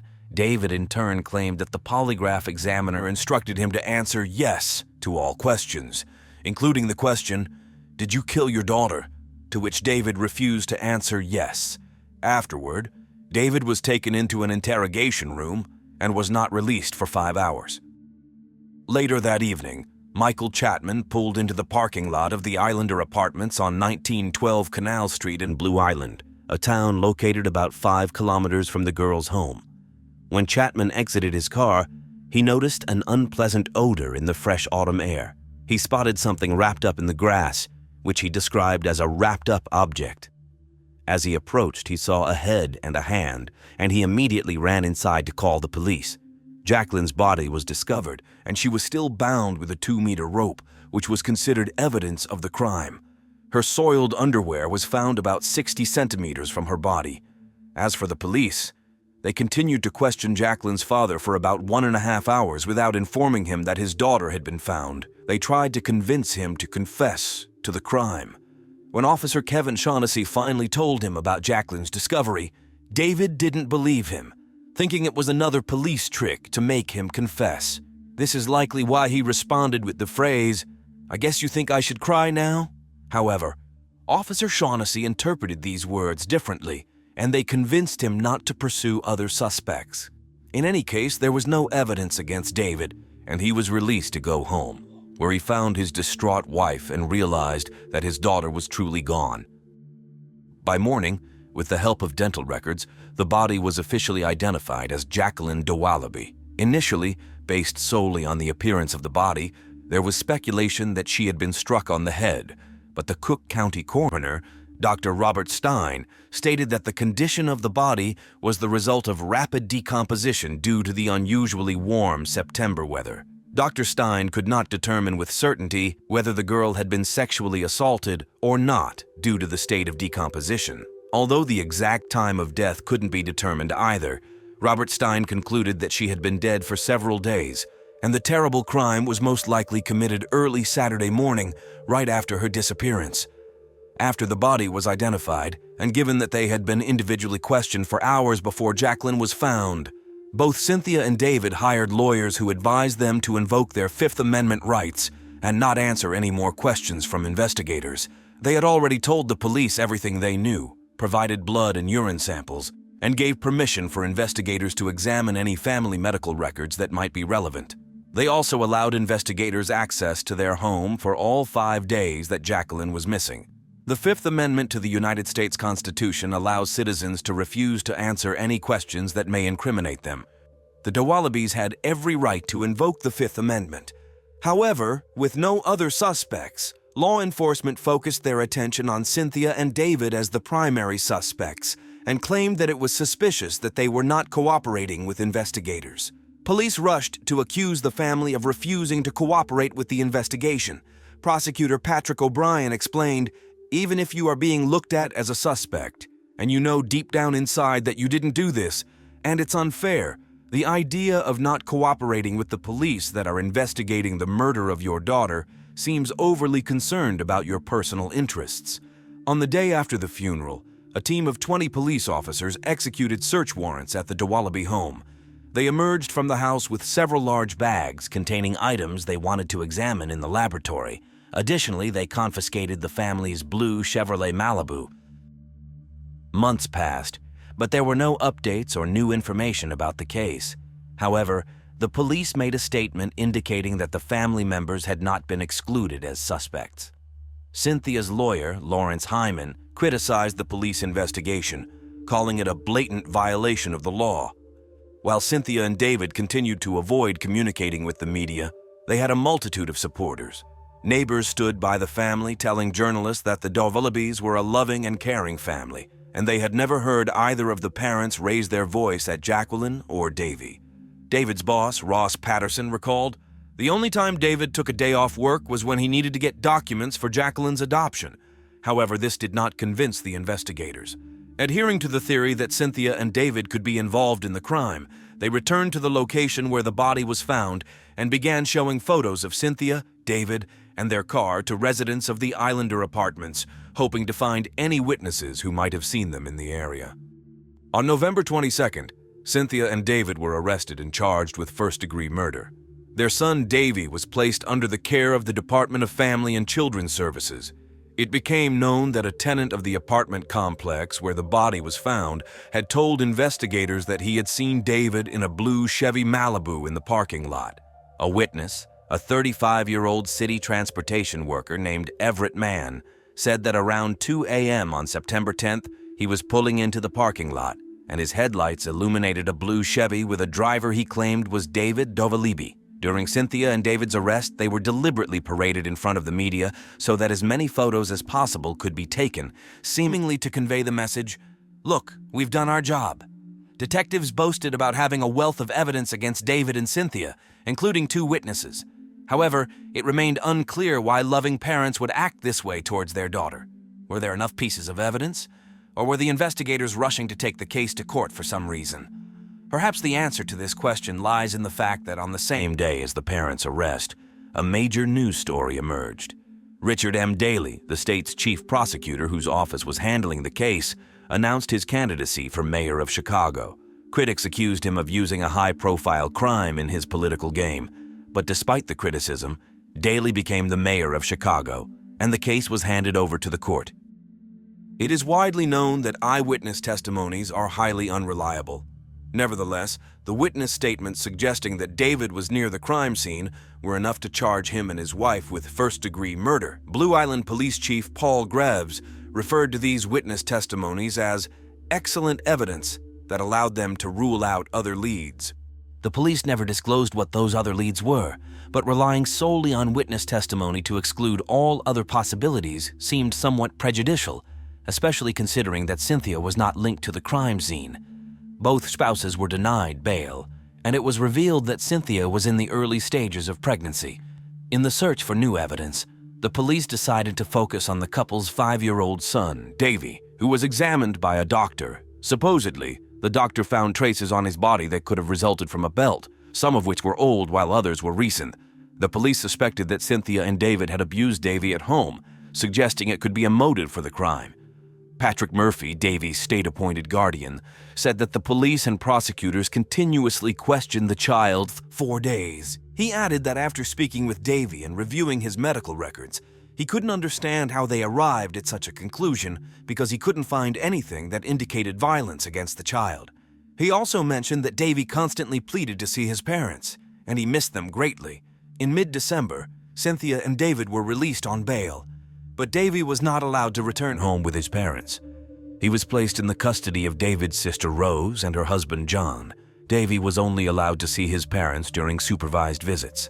In April 1990, the court proceedings began. It became clear early on that the evidence gathered by law enforcement was not as compelling as initially reported. The prosecutors didn't even have a clear motive for the crime, but fortunately for them, they were not legally obligated to provide one. Their main argument was straightforward. There were no outsiders in the house, so the Dovalibys must be guilty. The defense argued that due to the poor police work, it was impossible to determine how the intruder had entered the house and what had transpired inside during that night. The idea that the intruder needed to know the layout of the house to find Jacqueline's bedroom seemed far-fetched. The family lived in a typical ranch-style house. Many such houses are built with a similar layout. Anyone who had ever been inside a similar house would likely know the layout. The prosecutors also tried to argue that the intruder had to navigate through a window without disturbing objects below, such as a vanity, a TV stand, and a towel rack.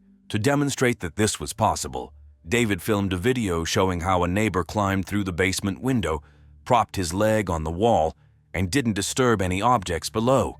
Furthermore, it turned out that the prosecution had only one witness, not two. Everett Mann, the key prosecution witness, admitted during the trial that he had identified David solely by his prominent nose. He was about 70 meters away from the man in the parking lot and only remembered his distinctive nose, as it was dark and the lighting was quite dim. Moreover, during the photo identification, Everett was shown a frontal picture of David, while he had only seen the person in profile. Additionally, David's photo was much larger than the 4 photos of other men. Everett admitted that the person he saw that night could have been African American or Caucasian, or even a man or a woman, and all he saw was a silhouette that only looked male. In a night without moonlight, 3 weeks into the trial, the jury members were taken to the same parking lot where Everett had supposedly seen David. They stood in the same spot under similar conditions as Everett. They could hardly see anything. In reality, they couldn't even notice a nearby garbage can, which was said to be near where the car was parked. Several neighbors of the Dovalibys also contradicted the witness's account regarding the car. The defense lawyers built their case around the fact that a remarkably similar crime occurred in the same neighborhood about a year after Jacqueline's abduction. On September 2, 1989, Perry Hernandez broke into a home in Blue Island and kidnapped a 6-year-old girl while her family slept. He entered by breaking a window and made his way inside without waking anyone. The man took the girl to a railroad bridge near the Calumet River, tormented her, and then allowed her to return home. This happened within a mile and a half of where Jacqueline was found. An interesting detail emerged. The girl Hernandez was living with at the time also owned a Chevy Malibu, and Perry often stayed overnight at her apartment. In fact, even on the night before Jacqueline's disappearance, someone had entered another home in Midlothian. Elizabeth Siki woke up in the middle of the night and thwarted an attempted robbery or abduction of her daughter.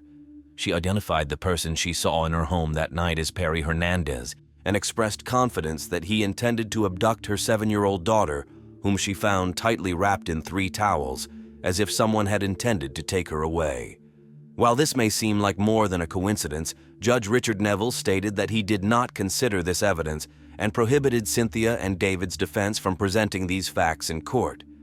However, the little girl abducted by Perry Hernandez was invited to testify. She recalled that while she was with the kidnapper under the bridge, he held a rope, as if threatening her with it. Besides the striking similarities between the 2 cases, this demonstrated that a small child could indeed be taken from a bedroom without waking anyone. However, in court, the defense made a mistake by failing to establish a connection with the jury members.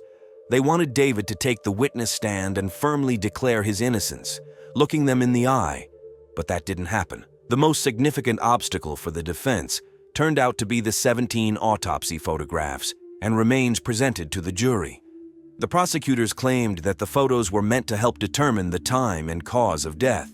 The defense believed that these photos simply contributed to bias among the jury members. An attorney explains, "You're shown a beautiful girl next to a photograph of her body, and of course the jury members thought someone must pay for this crime. However, the photos didn't convince the judge, who dropped the charges against Cynthia because her only connection to the crime was being in the house. The judge ordered to keep his decision secret because David's fate still lay in the hands of the jury due to the testimony of Everett Mann. After 14 hours, the jury delivered their verdict: guilty. Everyone believed that David would be acquitted, and the media were already waiting for him outside the courthouse for interviews. It was a shock to everyone that he was found guilty. The judge sentenced David to 45 years in prison. Many didn't understand why the jury had no doubts about his guilt, but suddenly everything fell into place. In an interview with a reporter, the jury foreperson confessed why a guilty verdict was reached. It turns out that the jury saw photographs of the Dovalibi home. In one photo, the bedroom door of young Davy showed a dent from a fist, and the jurors believed this indicated David Dovalibi's violent nature.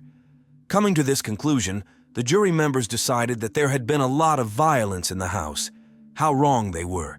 The fist-sized dent had appeared long before David moved into the house with Cynthia, and perhaps even before Jacqueline's birth. David's younger brother had struck the door with his fist when he was a teenager. The house belonged to David's mother, and the family always had more important things to spend money on, and the door was never replaced. Neither the defense nor the prosecution mentioned this dent, so the jury's decision was based on things that were not even discussed in court. The jury foreperson added that if they had their way, they would have accused Cynthia as well. During this time, Cynthia fought for custody of Davy. Several psychologists and social workers testified, stating that there was no hint that Davy had ever been mistreated, and Cynthia was a kind and loving mother who doted on Davy, and he on her. By mid-July, Davy was allowed to return home to his mother and his recently born sister, Carly Marie. The fact that the jury was biased against David needed to be used to challenge the verdict. Cynthia and the family's friends formed a committee to fight for David's release. One committee member offered a $10,000 reward for any information about the crime. Additionally, the committee allowed them to connect with people who could assist with the case. One of those people turned out to be Robert Byman, an attorney from the Chicago law firm Jenner and Block, who volunteered to work on the case pro bono. Initially, due to police statements, he also believed in David's guilt, but after studying the case materials, he realized there was no evidence against him at all. He understood that David was wrongly accused due to human nature. Byman explained, 12 good and decent members of the jury were entrusted with deciding the fate of this case. Their choice was simple, to stand up and leave, saying, "Sorry, Jacqueline, we can't do anything for you," or to convict the only person sitting before them. They chose the latter. In October, Robert Byman filed a petition for David's release based on new evidence. Gerald Bauman, a prisoner at Cook County Jail, claimed that he had overheard Perry Hernandez confess to the murder. However, after the petition was filed, Gerald refused to sign his previously given sworn statements, fearing for his safety, and claimed that he had received threats after news of this new evidence came to light. The appeal garnered such a significant response that, for the first time, the Illinois Appellate Court allowed video recording of the case proceedings. The Illinois Appellate Court had three options: uphold the guilty verdict, order a new trial, or completely exonerate David, which would mean he could never be tried for this case again. 5 months later, the court's decision was announced. Complete exoneration. The court ruled that the chief witness's testimony had been inaccurate and unreliable, and the prosecutors had failed to prove beyond a reasonable doubt that David was the only person with the opportunity to commit the crime. The judges noted that all the basement windows had been left unlocked that night, and any of them could have allowed the perpetrator inside, but unfortunately they were not checked for fingerprints. They also criticized the decision to show the jury 17 gruesome body photographs that were unnecessary. On November 13, 1991, after spending 18 months in prison, David walked free. I've been a lawyer for almost 30 years, and in all that time, there have only been 3 times when I was as happy as I was the day I walked David Dovalibi out of prison. Our judicial system is designed to work in 95% of cases. This time the system failed. It convicted an innocent man, said Robert Byman. However, the Dovalibi family was about to experience yet another shocking turn of events in one of the most paradoxical and unusual murder sagas in modern Chicago history. It became known that Rob Warden and David Protess, who were writing a book about the case titled Gone in the Night, had discovered a new potential suspect. Timothy Guess was a 31-year-old brother of Jacqueline's biological father. Timothy had been diagnosed with schizophrenia and lived in a house with his mother not far from Jacqueline's home. Initially, he claimed to have been working at the Park Avenue restaurant in Harvey on the night of the murder, and 3 restaurant employees confirmed his alibi. However, now 2 of them had recanted their statements. At least 5 regulars of the establishment also claimed that Timothy wasn't there that night. Warden in protest spoke to Timothy, who told them that he often heard voices in his head and suffered from memory lapses. He told them that he was guided by a spirit, and this spirit had allowed him to describe the layout of the Dovalibi house, even though he had never been inside. He could even describe how to get to Jacqueline's bedroom. Timothy described the blanket in which the body was wrapped, and somehow knew that the light in the bedroom was off on the night of her disappearance. However, Timothy was never seriously considered a suspect even after this information came to light. He passed away in 2002. Protests said, "I felt that the case was solved, but I never thought anyone would be held accountable for the crime. The state would be too embarrassed to admit they had wrongly accused Cynthia and David." Since then, the Dovalibi family has moved and changed their last name due to the excessive attention on their lives. They still hope that Jacqueline's murder will be solved. Something terrible happened in that ranch-style home in Midlothian, Illinois, on the night of September 9th, 1988. But 3 decades later, there are still no answers as to what exactly transpired. While the local police claim the case is open, there are evidently no leads being pursued. Every U.S. citizen has the right to invoke the Fifth Amendment, but when Cynthia and David exercised that right, they found themselves at the center of a wrongly and negligently conducted investigation. On Tuesday, February 11, 1997, Le Portel, a small town on the southern coast of Boulogne-sur-Mer, was celebrating its carnival for 3 days. The festival was in full swing, and tonight was the last night that everyone was eagerly anticipating. The Merlin sisters, Peggy and Amelie, had never missed it.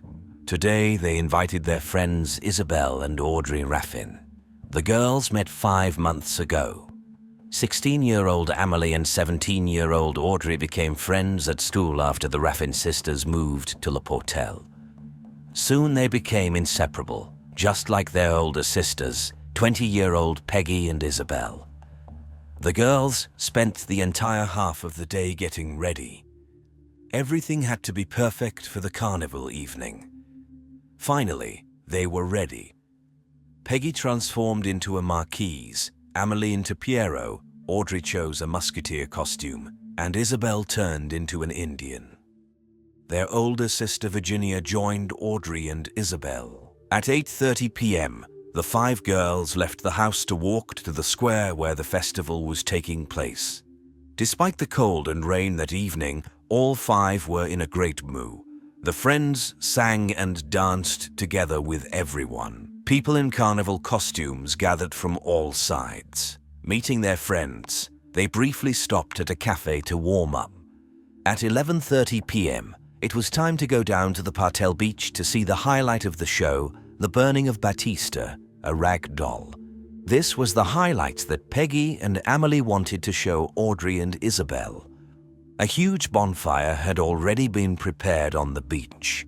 At midnight, the rag doll burned out, and as tradition requires, all carnival participants head to the village of Equienne, located 3 kilometers to the south. 2 hours before that, the girls agreed to meet their friend Eve halfway and go together. But the young man never saw the girls. He decided that they had changed their minds and went to warm up at Peggy and Amelie's. In reality, there was no reason for Eve to worry since many people gathered at the carnival, and the townspeople in carnival costumes continued to walk back and forth between Partel and Equienne. Morning came. The carnival was over and Peggy's and Amelie's mother came to the main square to pick them up. Marie-José Merlin bought croissants to have a snack with her daughters and listen to their stories about the evening, but they didn't show up at the meeting place. The woman returned home around 7:30 a.m., woke up Virginia and asked where the girls were and why they hadn't returned yet. Virginia replied that the carnival ends at 6 to 7 a.m. and they need more time to get back, or they might have stayed overnight at Isabel and Audrey's. Meanwhile, Isabel and Audrey's mother was also starting to get nervous. She had let her daughters go to the carnival and worried that they hadn't returned yet, but thought they had stayed overnight at Marie-José's. As time went on, and when the 2 mothers spoke on the phone, it turned out that neither of them had seen the girls. None of their friends or relatives knew where they were. Anxiety was growing. It was not like the girls to disappear like this. They always let their families know if they were going to be late. At 9 o'clock in the evening, driven mad with worry, the parents went to the police station. But to their deep disappointment, the police officers were not at all concerned. The girls were at an age when they could relax and forget about everything, especially during the carnival season. The police officers assumed that there was a carnival in the neighboring town and the girls went there to have fun. In other words, the girls' disappearance amounted to a simple escape. However, the parents knew for sure that they would not have run away in carnival costumes without money and documents. Moreover, they were very attached to their mothers. Marie-José Merlin had recently suffered a heart attack and the daughters were afraid to do anything that could upset their mother. Isabel and Audrey were also attached to their foster mother, Loa.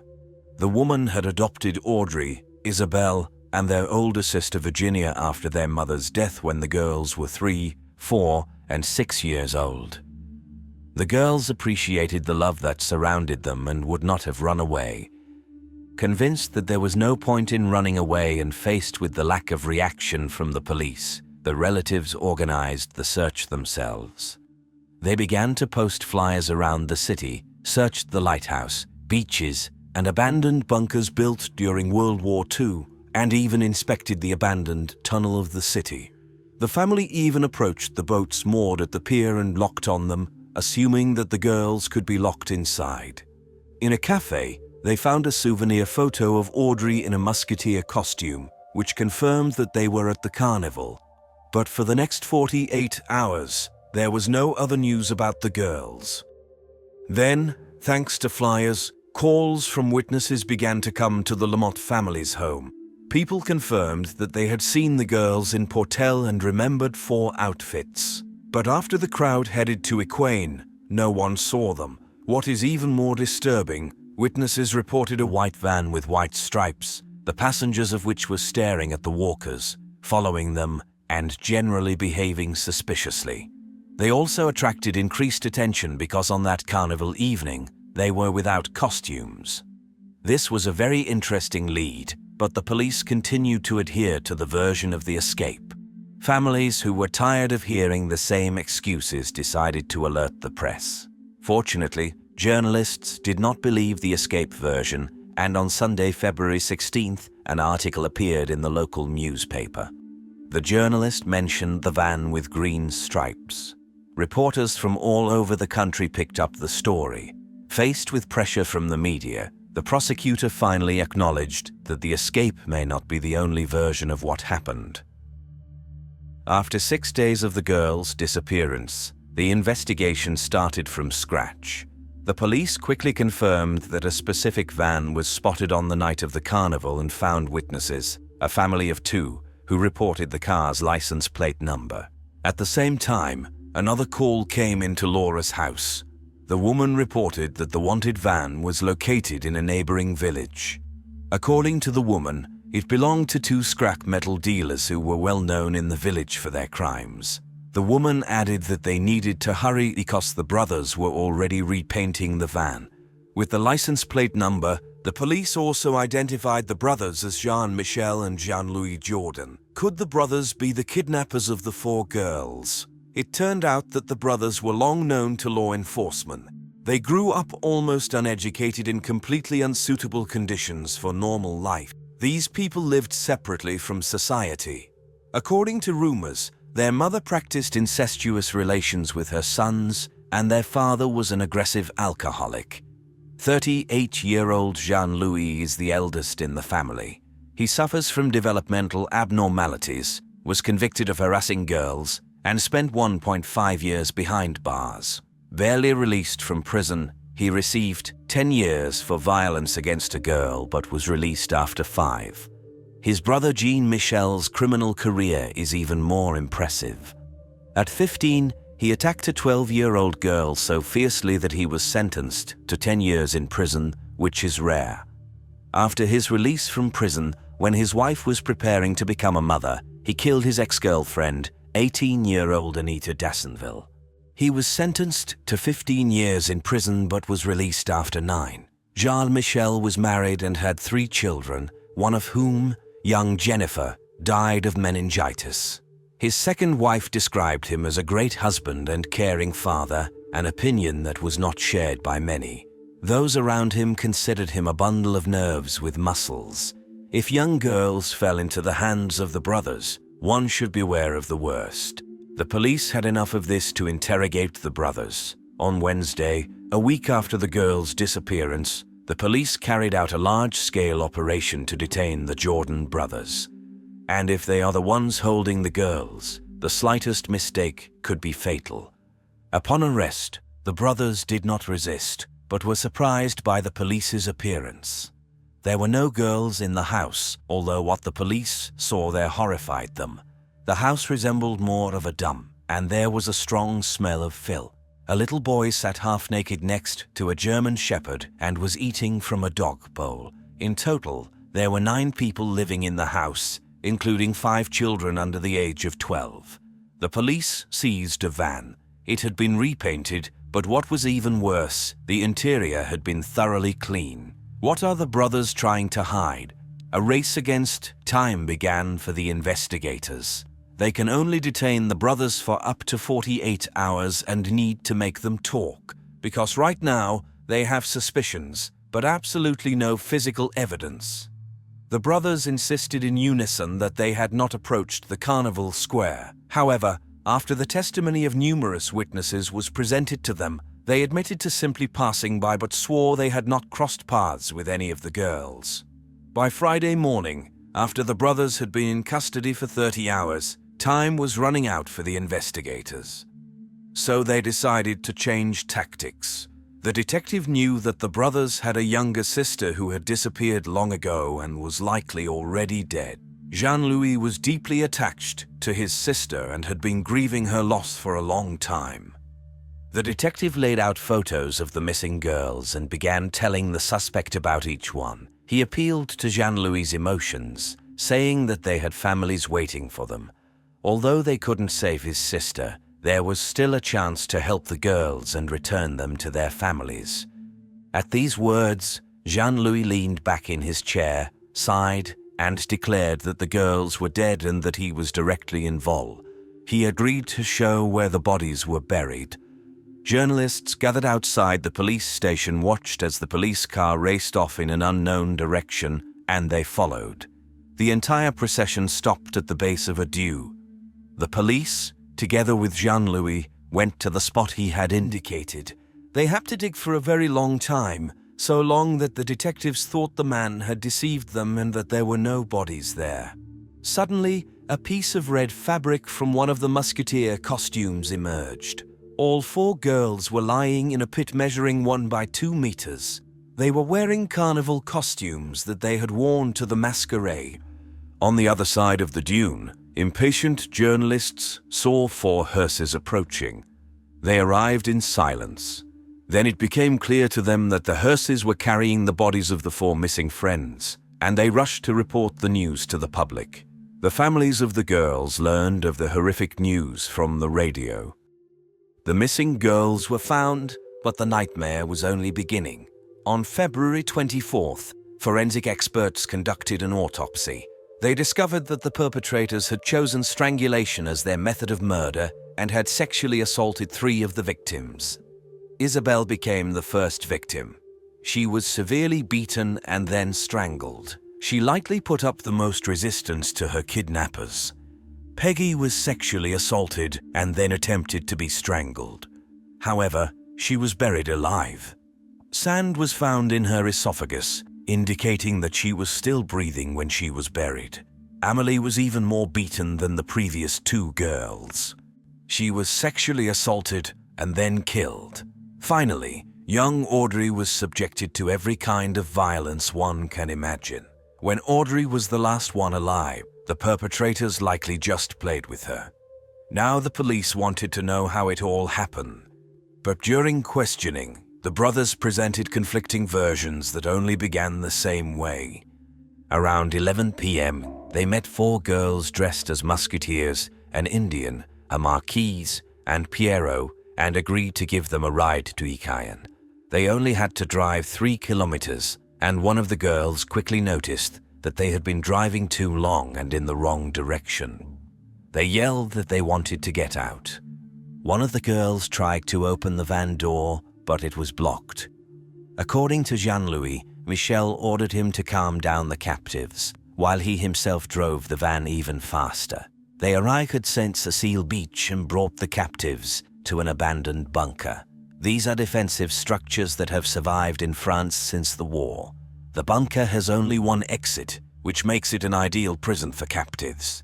And this is where the brothers' versions diverge. Jean-Louis said that he was guarding the girls in the blockhouse while Jean-Michel took them one by one. When his brother came for the last captive, Jean-Louis followed them to the top of the dune, where 3 girls were lying motionless on the ground. In his presence, Jean-Michel killed the 4th victim, and they buried the bodies together. Jean-Michel, in turn, admits that he led the victims to the blockhouse, but once inside, he left them in the company of his brother and went back for the keys, which he had left in the van. When he returned, his brother showed him 4 bodies lying on the top of the dune. They buried 2 of them. So, each of the brothers denies violence and murder. The most they did was to help bury the bodies. Without being able to rely on the suspects' statements, the detectives waited for evidence to prove the brothers' involvement in the murder. Forensic experts started with examining the van, which was an ideal trap. The lock on the back door was broken so that it could only be opened from the outside, and the van was cleaned out. However, upon closer inspection, investigators found a piece of her earring, a fragment of Audrey's earring that was torn off of her. This was evidence that the girls were brutally beaten inside the van. The problem was that besides the valuable evidence, the police did not find any DNA evidence of the brothers or the girls. They found some suspicious stains, possibly blood, but they were unable to conduct an analysis. Of course, the brothers cleaned it perfectly, but in 1999, the police did not have modern DNA analysis tools. Therefore, there was very little physical evidence to link the Jordan brothers to the crime. The DNA found on the victims' bodies did not allow for the exact identification of the perpetrator. Learning about this, Jean-Michel used this opportunity to retract his previous statements and deny any involvement in the crime.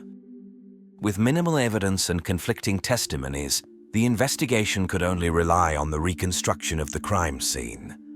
Jean-Michel refused to cooperate, so the words of Jean-Louis were the only ones that could be verified. He showed the path that he, his brother, and the victims took towards the blackthorn bush. More accurately, they didn't walk, but rather crept because they first had to descend to the beach and then move along the boulders.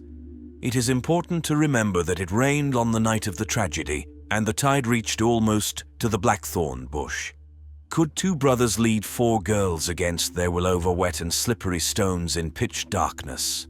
But Jean-Louis insists that his brother then escorted each girl to the top of the dune. He describes the order in which his brother led the girls, of course not by name, but by their masquerade costumes.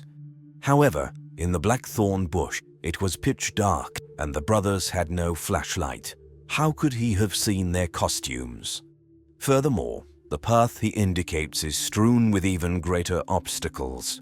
There is barbed wire on it, on which no piece of fabric was found, although the girls could not have crossed it without tearing their elaborate masquerade costumes. A careful examination of the girls' costumes did not reveal any tears or even snags. After this reconstruction, there were more questions than answers. The main ones being, under what circumstances were the girls killed, and how did the brothers divide the roles between themselves? The psychiatrist who talked to them described them as dangerous predators, especially Jean-Michel.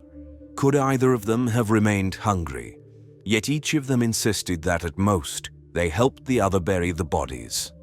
Now that the investigation is over, the jury will have to decide this dilemma. On October 16, 2002, the trial of the brothers began in St. Amma. During the trial, it became known that a few days before the carnival, the predators were already searching for prey. They almost kidnapped a young woman in Bursurma. She had been in a phone booth for 19 hours, and her friend was calling from another nearby booth. The girl noticed a van with green stripes that pulled up next to the payphone. The driver, whom she identified as Jean-Michel, stared at her intently when Jean-Louis appeared, ready to pull her inside by force. Luckily, her friend approached at that moment. Jean-Louis saw him, closed the door, and the van drove away. This was not the only similar story that the jurors heard, leading them to believe that the brothers had bought the van specifically for the purpose of kidnapping girls. However, Jean-Louis continued to claim that he had done nothing. It was like talking to a wall when trying to talk to his brother. The prosecutor was worried that the jurors would only accuse Jean-Michel, believing he had played a passive role. Jean-Louis, perhaps unintentionally, was playing a winning game. Therefore, the prosecutor requested that all participants in the trial be taken to the scene of the incident. Such a practice is very rare, but in this case, the prosecution considered it necessary to understand how events unfolded that night. On October 25, 2002, all court participants went to the beach of Saint Cecile. As expected, the jurors could not even reach the Blackthorn, and you still need to climb to the top of the dune, overcoming a series of barbed wire. It is impossible to make such a journey at night without the victims tearing their clothes and trying to escape. Obviously, the girls were never in Blackthorn. This explains why, despite multiple signs of violence, there was no sand in their intimate areas. In other words, according to the results of the autopsy, the rape could not have occurred on the beach. The prosecutor is sure the violence and murder took place in the van in the presence of two brothers. They put the girls in the van, promising to take them to the beach. When Isabel realized that they were not going there, she panicked and tried to open the door, but in vain. Jean-Louis beat her fiercely to calm her down. In turn, Jean-Michel parked the van in a secluded corner of the campsite in the dunes, which is deserted at this time of year. The man turned off the engine and joined the girls and brother in the back of the van. The van was the instrument of the murder of the poor girls. It was there, in those horrific conditions, that they were beaten and killed. Peggy's DNA found under Amelie's fingernails provides additional heartbreaking details of the violence. While the girls were being abused, they held onto each other, seeking strength and support from their sister and friend. And then it's simple. You just need to open the door, walk 20 meters, and you'll find yourself at the top of the dune. What we don't know and will never know is what one did and what two did. The exact circumstances of the tragedy may be unclear, but the guilt of the two brothers is not in doubt, because the crime of one brother is so difficult to separate from the villainy of the other. As they prepared for the crime together and spread terror in the surrounding area together, the brothers were dubbed the Siamese Horror Brothers. On October 27, 2002, the verdict was announced. The brothers were sentenced to life imprisonment with maximum supervision for 22 years for Michel and 20 years for Louis. The slight difference is explained by the simple fact that without Louis' confession, the police would still be looking for the girls. To this day, the pain of the families is still very strong. Every year on February 12th, Marie Merlin and her son Gregory return to the beach of Saint Cecile. It's the place where it all ended for them. Gregory says that today he should be a happy older brother, uncle. Instead, he mourns his sisters, kidnapped from the carnival on a night that was supposed to be one of the happiest days of their lives. In February 2003, the blockhouse that became a stumbling block in the case was blown up. The police protected the family from an angry mob, but a few days later, arson destroyed the Jordan family's home. On April 18, 2011, Jessica Bullock couldn't sit still all day. It had been a whole day since she had been able to reach her mother, 46-year-old Rebecca or Becky Porter, whereas they usually talked every day. Jessica was particularly concerned because her mother had been complaining of feeling unwell, possibly food poisoning or something similar. Jessica urged her mother to go to the hospital, but Becky, who disliked missing work, kept putting it off. On April 17th, the last time they spoke, Becky promised her daughter she would check on herself in the morning. Yet, evening had come the next day, and there was still no word from her mother. Jessica checked with other family members, but they couldn't reach Becky either. Jessica deserves credit. She could have assumed that with Becky's husband, Russell, or Rusty, as his relatives lived nearby, there was no cause for concern. But no, she decided to check in person. Jessica got into her car and drove 45 minutes to her mother's house. She hadn't been there many times, but she immediately sensed that something was wrong. One of the doors was wide open. Lights were on inside the house, and her mother's car was parked in the driveway.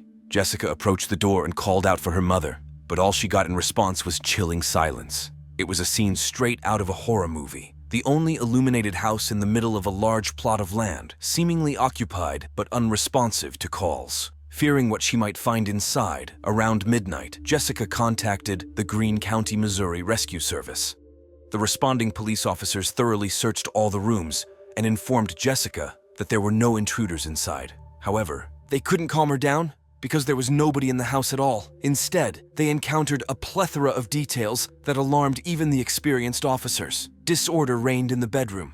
Items were strewn across the floor, including bedding, and the mattress was askew, as if someone had abruptly jumped out of bed. Becky's phone and purse containing credit cards, cash, and documents were left behind. Rusty's medications lay on the bedside table. He took them daily after his cancerous tumor removal, and he would have taken them with him if they had left. However, how could the couple have left the house if their only car, which they shared, was parked at home with the keys in the ignition? In another room, likely a home office, a tangle of cables lay on the floor. But the most alarming discoveries awaited the officers in the kitchen. First and foremost, they were almost overwhelmed by the strong smell of bleach. Puddles of bleach were gleaming on the floor, yet the only bleach bottle under the sink was completely full. The kitchen window was open, and the protective screen on it was torn. Finally, after circling around the house, the officers discovered scattered broken surveillance cameras. It seemed like initially they were positioned to cover maximum area around the house, but someone had walked around the house and destroyed them all. Some cables connected to these cameras ran through the walls of the house, leading to the same home office where the tangle of wires lay. When the officers returned to the room, they realized that the cameras and monitor on the floor were connected to a computer, which was conspicuously absent. This was one of the most telling pieces of evidence, especially considering that Rusty had installed the cameras quite recently. Moreover, it's not common for people to install so many cameras in the middle of a farm. Was Rusty afraid of something? All the findings suggested that the spouses weren't together at the time of their sudden disappearance. The first theory of the detectives was that perhaps Becky and Rusty became victims of a botched nighttime robbery. However, the evidence didn't support this theory. Besides the car and cash, other valuable items like the television remained untouched. Maybe Rusty got into trouble, owed money to someone, and the couple decided to disappear this way. Did one spouse do something to the other, get scared of the crime committed, and flee? Or did someone attack them in the middle of the night? At that moment, investigators were considering numerous scenarios, each worse than the other, and doubted a favorable outcome.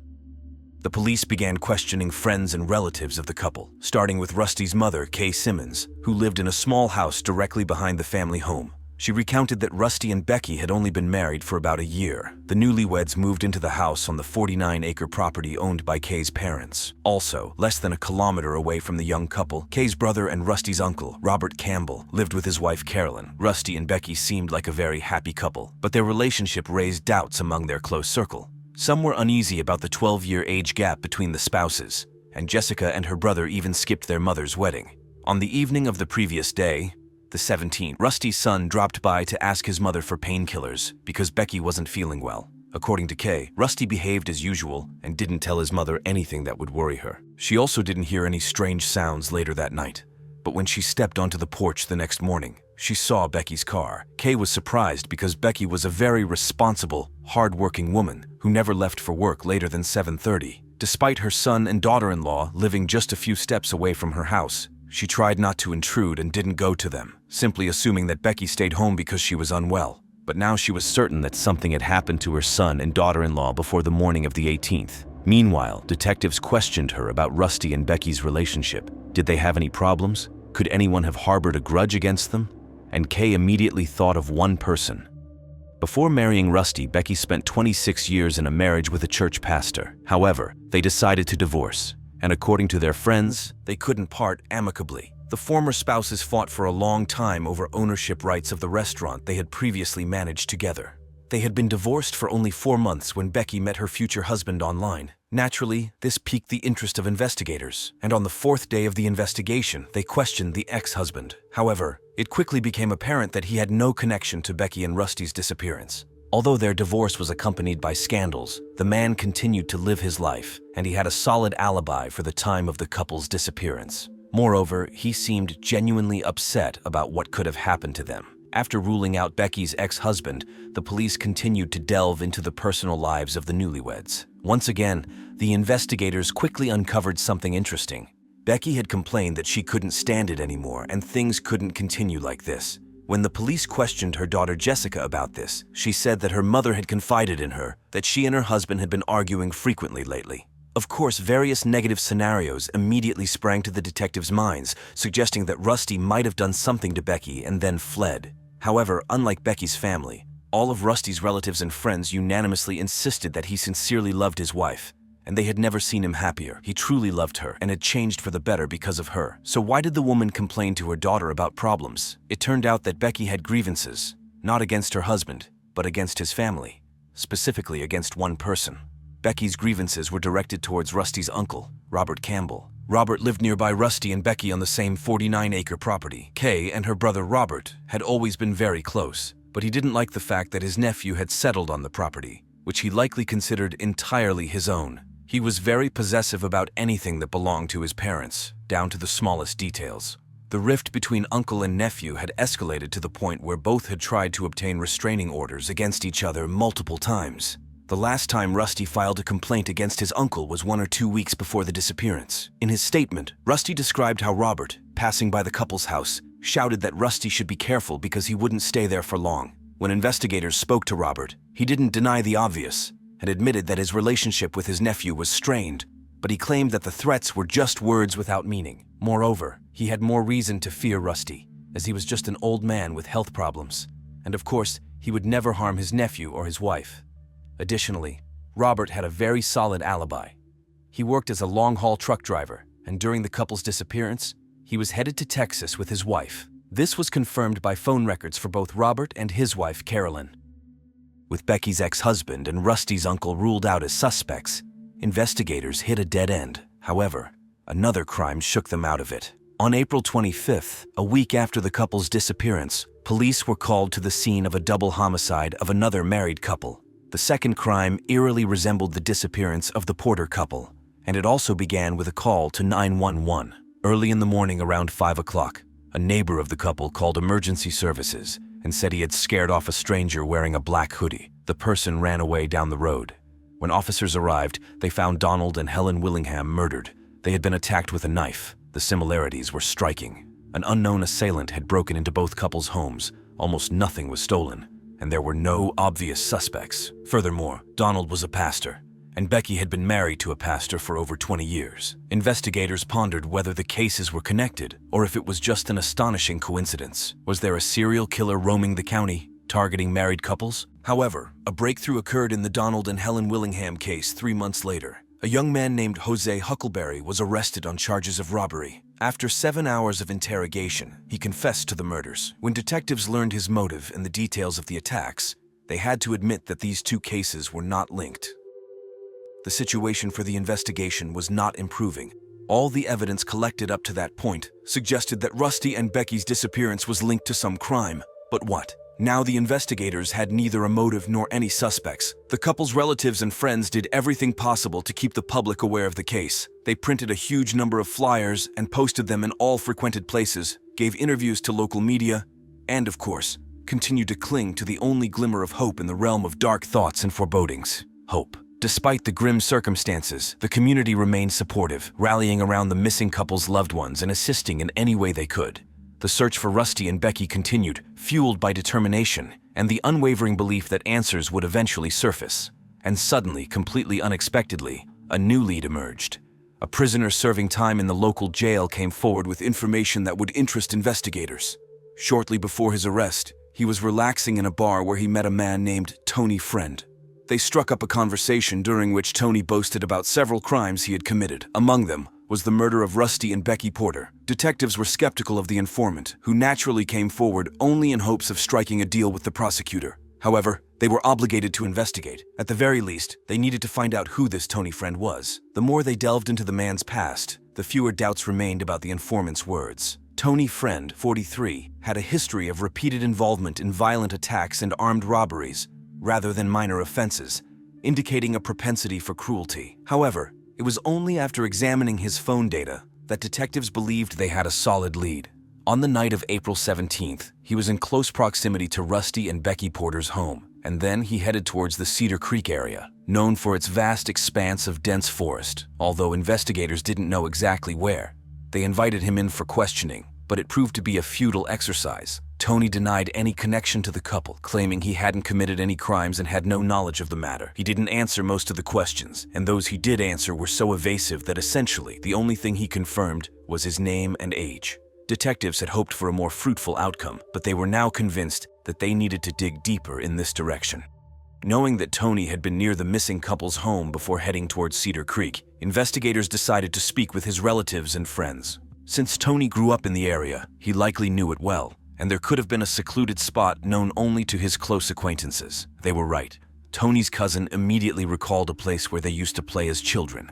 It was an area with dense vegetation near Cedar Creek, inaccessible by car. The kids called it the bulldozer spot because that's where old, non-functional cars were dumped. There were also dilapidated and abandoned cabins, which had been falling apart since they were children. The woman led the police to this location, and it turned out to be the piece of information they had been missing. On July 21st, the police headed to the specified location in Cedar Creek, specifically to the old cabin where Tony used to play with his friends in his childhood. Immediately, they detected a distinct smell, the unmistakable odor of decomposition. In the center of the dilapidated cabin, amidst piles of debris, they found a hole in the wooden floor. Inside, they discovered the bodies of two individuals, still dressed in their pajamas. Blood at the scene indicated that they were killed right there. The bodies had significantly decomposed, and investigators relied on dental records and DNA to confirm their identities. It was Rusty and Becky. Autopsies revealed that each of them had died from a single gunshot wound to the right temple, fired at close range. The discovery of the bodies dashed the last hopes of Becky and Russell's family to see them alive. It was even more difficult for them because they couldn't comprehend why someone would do such a thing. It was an execution-style murder. However, the investigators' task shifted from searching for bodies to finding the killer, and all circumstantial evidence pointed to one suspect. The police had another ace up their sleeve. Despite Tony's hardened criminal background, modern technology played a crucial role in the investigation. Officers revisited Tony's phone data and discovered that 3 of his close associates, his wife, Wendy Friend, his son, Philip Friend, and his nephew, Dusty Hicks, had followed a similar path to Tony on the night of April 17th, the day the couple went missing. If Tony remained tight-lipped, perhaps they could pressure one of them. Investigators identified 26-year-old Philip, Tony's son, as the weakest link among the accomplices. During the period between the couple's disappearance and the discovery of the bodies, Philip had been implicated in a theft and was serving time in prison. He had already experienced incarceration, so when detectives threatened him with charges of double homicide, he agreed to talk. On December 17th, the young man revealed that his father had offered him a job to ensure that 2 individuals would never celebrate another birthday. It was criminal slang for murder, and Philip understood the gravity of the task and agreed to it. So, on April 17th, according to the boy's account, his father, Wendy, Dusty, and he got into the car and headed to Rusty and Becky's house. Wendy stayed in the car while the others put on gloves, balaclavas, taped the cuffs of their sleeves and pants with tape to not leave a single hair at the crime scene, grabbed a bottle of cleaning solution with bleach, and headed towards the family's home. They destroyed the cameras and searched the entire house for a way inside, but they were unsuccessful. They were about to leave when Dusty noticed a partially open kitchen window. They cut through the protective screen, pushed the window open, and Tony helped Dusty crawl inside. Dusty then opened the back door. The accomplices then entered the couple's bedroom. They startled Rusty and Becky awake, and Dusty and Tony pointed their weapons at them. Naturally, they were terrified, begged for mercy, and didn't understand who had burst into their home and what they wanted. But the criminals had more important matters to attend to than explaining anything to their victims. They generously poured bleach all over the kitchen floor, took the computer where the surveillance camera footage was stored, and, after tying the victims' hands with zip ties, led them to the car. It's remarkable how much effort the accomplices put in to avoid getting caught. In light of this, It's simply astonishing that Tony himself confessed his involvement in this to a stranger in a bar. Be that as it may, they dropped off Wendy at home and went to the location chosen by Tony, now known to the police. The accomplices parked the car in a field right in front of the dense forest, so vast that no one would hear a gunshot or screams. Tony instructed Dusty and Philip to wait while he led the spouses away. In their pajamas, barefoot, at gunpoint, they obediently walked into the woods. It's hard to imagine what they were feeling at that moment. Surely they understood they wouldn't be coming back, but they obediently pressed forward. According to Philip, he and Dusty sat for 10 minutes when they heard a gunshot, and it was only another 10 minutes later that the second shot rang out. The horror those 10 minutes must have been for the second victim. Tony never revealed what happened in that abandoned shack in the middle of the dense forest. There are many self-evident assumptions about this, but due to lack of evidence, they remain just that. And Philip could only talk about what he knew for sure. And according to his admission, it was only when his father emerged from the darkness of the forest alone that he began to understand what they had just done. After Philip's confession, investigators had only one question left that demanded an answer, although they already suspected the answer. Why did his father decide to kill two people he had never even met before? For this job, he was promised $100,000. And for Philip, this was no secret. It was Rusty's uncle, Robert Campbell, and his wife, Carolyn, Tony's sister. It was Robert who was the mastermind behind the murder, planning the attack for a time when he himself was supposed to be away in Texas. In fact, aside from disputes over the 49-hectare plot of land they lived on, he had a second motive. Robert was selling stolen equipment and using his property for these purposes. Rusty and Becky didn't like this, and they weren't going to stay silent about it. They raised a fuss that annoyed Robert. Becky was very afraid that unknown individuals were lurking around their home, so her husband installed cameras facing different directions from the house. Irritated by their behavior, Robert decided to get rid of them, to silence them forever. Naturally, he turned to Tony, a hardened criminal, and conveniently enough, his wife's brother. As the police learned, he approached Tony with a request to kill his nephew. Tony inquired about Becky, to which Robert coldly replied, "If she's there too, then kill her too." Tony agreed. Robert was arrested, but he stubbornly denied everything. He constantly reminded the investigators that he had an alibi. When the charges were brought against him, Tony and Dusty pleaded guilty. Tony and Dusty were sentenced to life imprisonment without the possibility of parole for first-degree murder. Wendy decided to try her luck in court, was found guilty, and received a similar punishment. Robert also opted for trial, which made prosecutors nervous. Except for Philip's testimony, they had nothing solid against him. However, Philip agreed to testify against him and performed well in court. It was thanks to him that Robert was convicted. He was found guilty of 2 counts of second-degree murder. He will never see the light of day again. For his cooperation and willingness to plead guilty, Philip was sentenced to 13 years. Robert's wife, Carolyn, took her own life, unable to bear it all. She faced charges only for perjury. Arguments in people's lives are common and inevitable, and nobody really expects that a dispute will result in such consequences as murder. Becky and Rusty didn't like Robert's illegal side job, and they didn't hesitate to speak out about it directly. They knew it was dangerous. Becky openly feared the suspicious individuals who appeared near their home, and Rusty even installed a series of cameras to protect his wife. Unfortunately, it didn't save them. On that fateful night, when the couple walked into the woods in their pajamas and barefoot, did they suspect that Uncle Robert was to blame? Wishing to get rid of the troublesome nephew and free up the house? Did the killer say anything to them before pulling the trigger? Or did the spouses believe to the last that it was some random attack, and the quarrels with Uncle Robert were just silly arguments, and he would never harm his nephew and his wife? Christmas 2017 didn't start off well for the Aguilar family from Elche, Spain. The family owns a bakery, so the holidays are the busiest time for their business. Spouses Rosa and Alberto Aguilar decided not to keep all the earnings at home and took them to the bank. But when Rosa approached the cupboard where the family kept the money, only small change fell out of the pouch. 6,000 or 7,000 euros were missing. The spouses were afraid they had been robbed, but the door lock was intact, and there were no signs of a break-in in the house either. Then they decided that perhaps their daughter Patricia knows more. Patricia Aguilar is the eldest child of Alberto and Rosa. 2 weeks ago, she turned 18. Patricia was a typical teenager, albeit a bit introverted and shy. She studied art and spent a lot of time in her room on the computer. Her parents were worried that she had few friends and was becoming reclusive. Therefore, Rosa was very happy when her daughter said she had been invited to a birthday party. The girl left with an overnight bag and has not returned since. Her parents wrote and called her, but she did not answer. They didn't know what to think. Considering that the money went missing at the same time as Patricia, Alberto decided to contact the police. But the police were confident she would return soon and didn't rush to find the 18-year-old girl. By evening, the issue of money no longer concerned the parents. They wrote to Patricia that they wouldn't scold her as long as she returned home. That night, they couldn't close their eyes. When they finally received the message, "Everything is fine, I will contact you in a few hours," from their daughter Alberto and Rosa didn't buy it. The message was not written in the way their daughter would have done it. Now the parents were convinced that something had happened. The most likely scenario seemed to them that the thief who stole the money had kidnapped the girl and taken her phone. Rosa couldn't sit and wait, knowing that the police were not taking any action. So she went into her daughter's room and searched through all her belongings. Every book, notebook, pillow, stuffed toy. She even looked under the lamp and behind the paintings.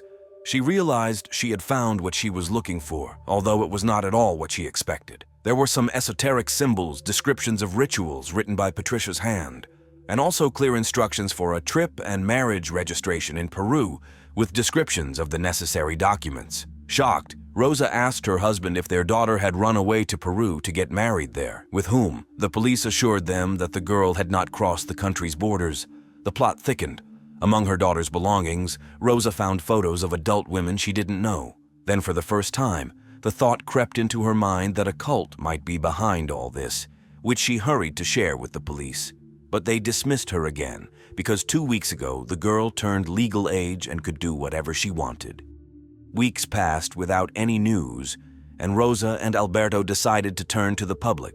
They understood that the internet would be of invaluable help to them in this, but the Aguilar spouses were not familiar with it. They didn't even use social networks. Therefore, they turned to Noelia, Rosa's cousin. Patricia treated her as an older sister. Noelia responded in kind, and when her help was needed without hesitation, Noelia closed her shop in Benidorm and came to Elche. It was not difficult for her to find out that Patricia had been communicating a lot with some guy who sent her lists of books on black magic and esoterica. One word appeared particularly often in her notes: gnosis. As Noelia read, the concept of Gnosticism involves the search for knowledge, truth. But in the 1950s, several groups emerged claiming that allegedly to be saved in the apocalypse, one needed to cleanse oneself of sins. This could be done by engaging in intimate relationships as often as possible. Becoming carriers of such truth, the new followers of the doctrine had to renounce their families because other people were doomed, they were enemies. After finding all this out, Patricia's relatives realized that they didn't really know the girl and that she had been living a double life for a long time. A few more days passed, and Patricia got in touch. She wrote to Noelia that she was fine, but she wouldn't return, and attached a photo showing her holding a piece of paper with the date. She explained that she and her boyfriend were traveling in a mobile home across Europe, and they were currently in Pitești. But Pitești is in Romania, and the police assured them that the girl had not left Spanish territory. A quick search online told Noelia that on that day in Pitești, the temperature had dropped to -6 degrees Celsius, and the girl was wearing just a t-shirt. Noelia tried to call her back and found out that the girl's phone operator only serves South American countries. If, according to the police, Patricia had not left Spain, how did her phone do that? When Noelia tried to confront Patricia with this new information, she became agitated and rudely demanded to be left alone. But Noelia wasn't going to give up. In fact, the police were mistaken. On the very first day of her disappearance, when Patricia supposedly went to her friend's birthday party, she flew to Lima, Peru. After 2 years of online communication, she finally met her beloved, Stephen. He met her at the airport and immediately took her to a hotel. There, he became Patricia's first man. Thanks to the money she brought with her, they were able to rent a small apartment, where Patricia met 29-year-old Mariori Garcia Valverde and 42-year-old Paula Vega, the other, as he called them, wives of the man. Patricia knew she would become Stephen's third wife, but he didn't warn her that they would live with 4 children, Paula's daughter and 2 girls and a boy from Mariori. So 8 people ended up living in a small apartment, and there was no space for intimacy, which they were supposed to engage in every day. Stephen and Patricia met 2 years ago. It was a very difficult time for the teenage girl. Patricia had an uncle, her mother's brother, Jose. He loved his niece very much, spoiled her, spent time with her when her parents were busy. For Patricia, he was both an older brother and a father figure. However, in 2015, 29-year-old Jose fell ill. He was diagnosed with pancreatitis. People recover from this illness, but complications arose in Jose's case. He passed away within 4 months. The whole family was devastated. While Alberto was able to fully immerse himself in work, his wife Rosa and Patricia couldn't cope with the pain of loss. Rosa developed depression and found solace in simple computer games that allowed her to distract herself. Unfortunately, during this time, she distanced herself from her children and husband, and Patricia, who needed the support of her loved ones more than ever, became very vulnerable. She began to ponder what happens after death, as she could not accept that death was the end. She became interested in this topic, visited relevant websites, and she met Stephen, a man with very developed communicative and manipulative abilities. He studied psychology books to know how to penetrate the consciousness of every person. He called himself a savior, a messenger facing the impending end of the world, apocalypse. He made naive girls believe that they were a couple in a past life and that his wives, his queens, had a mission to populate the world after the apocalypse. Stephen realized that Patricia was the perfect victim because she was a teenager and, as is often the case at that age, felt insecure and believed that nobody cared about her. All of this combined with her natural innocence. Stephen took advantage of her psychological vulnerability due to her uncle's death and used his persuasive methods to lure her into his traps. While her family was preoccupied, for 2 years Stephen worked on the girl's mind to isolate her, and no one noticed anything until it was too late. The girl believed she was safe because Stephen was on the other side of the globe. He gradually manipulated her, first asking for pictures in lingerie, then nude. Only after that did they discuss intimate moments, and the girl agreed that he had 2 wives. He explained this by saying that from a biological point of view, a man is created for relationships with many women, but a woman can only have one husband because a woman is a temple. Relationships with a man allow a woman to progress spiritually. A man can do this himself, but for a woman, this is the only way. And now, after 2 years of online communication, Patricia gave up everything and ran away to Stephen. He gave her a new name, Silvana, which means born in the jungle, but she had to get used not only to the new name. She had never taken forbidden substances, and Stephen made her consume a root that caused strong hallucinations. He didn't hesitate to give it to the children either. Meanwhile, the girl's family didn't give up trying to find her. They were lucky that Patricia left plenty of clues behind. Among her notes, Noelia found logins and passwords to computer games and social networks. One attracted her attention because it was repeated several times. Nicoli. It turned out to be the girl's secret page, where she expressed her thoughts about the afterlife. Among her friends, Noelia noticed a young man named Stephen Martinez, and in his friends list there were only girls, 3,000 girls, all roughly Patricia's age. Noelia suspected that he might be behind all this. It was some progress, but for now, Noelia only found the guy's name on the internet. They needed evidence. Then the girl's mother searched Patricia's room again and noticed an interesting document. It turned out to be a medical certificate issued by a hospital in Lima, Peru, in the name of Paula Vega. Rosa realized they had stumbled upon a significant lead, finding Patricia's connection to Peru. The parents turned to the police, who passed the information to Interpol and eventually to the police in Peru.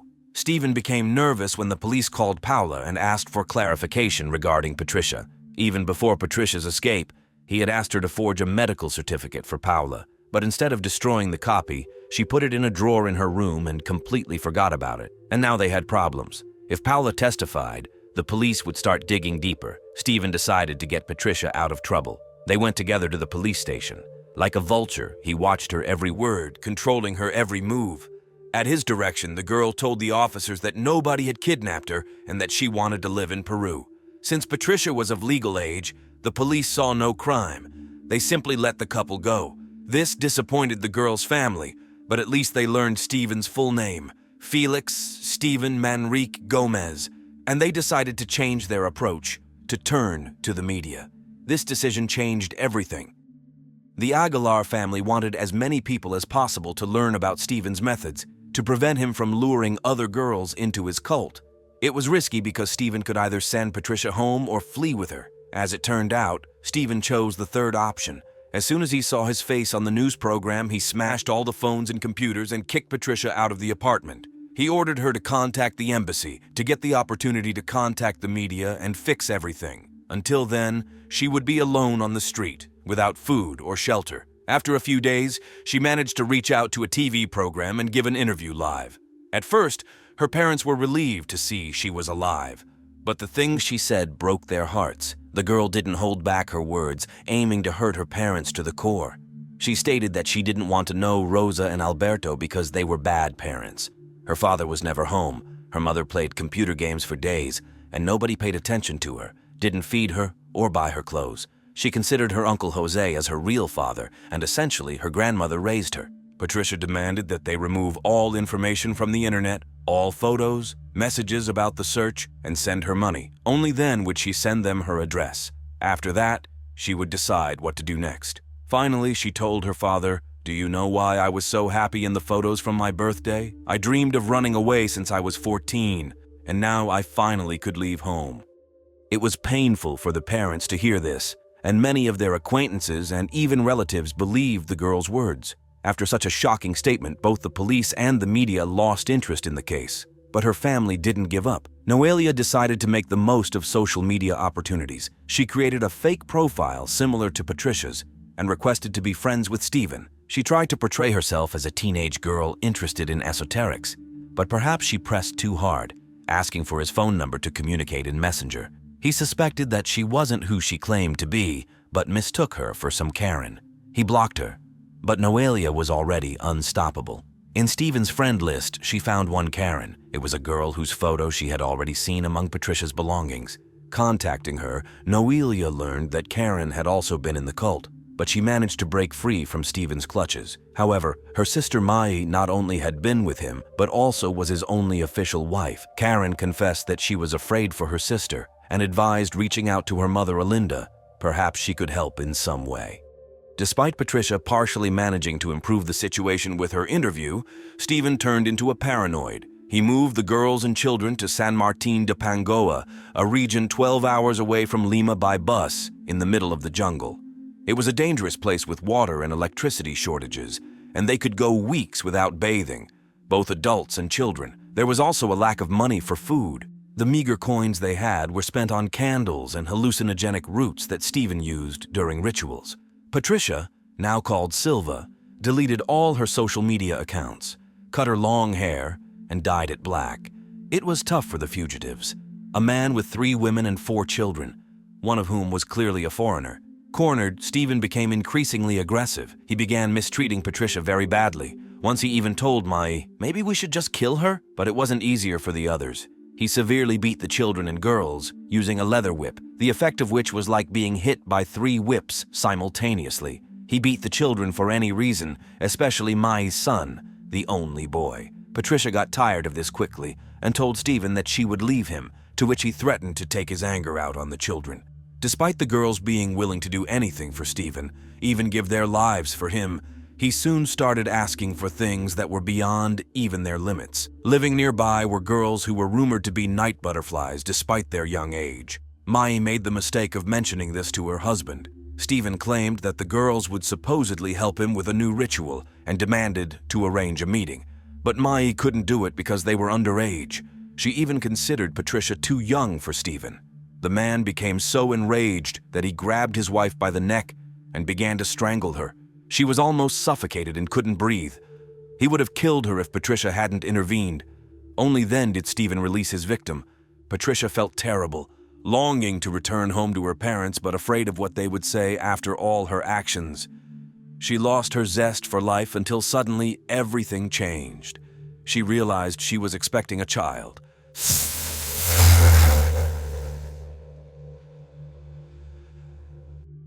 Many advised the Aguilar family to forget about Patricia and stop searching, but her parents decided otherwise.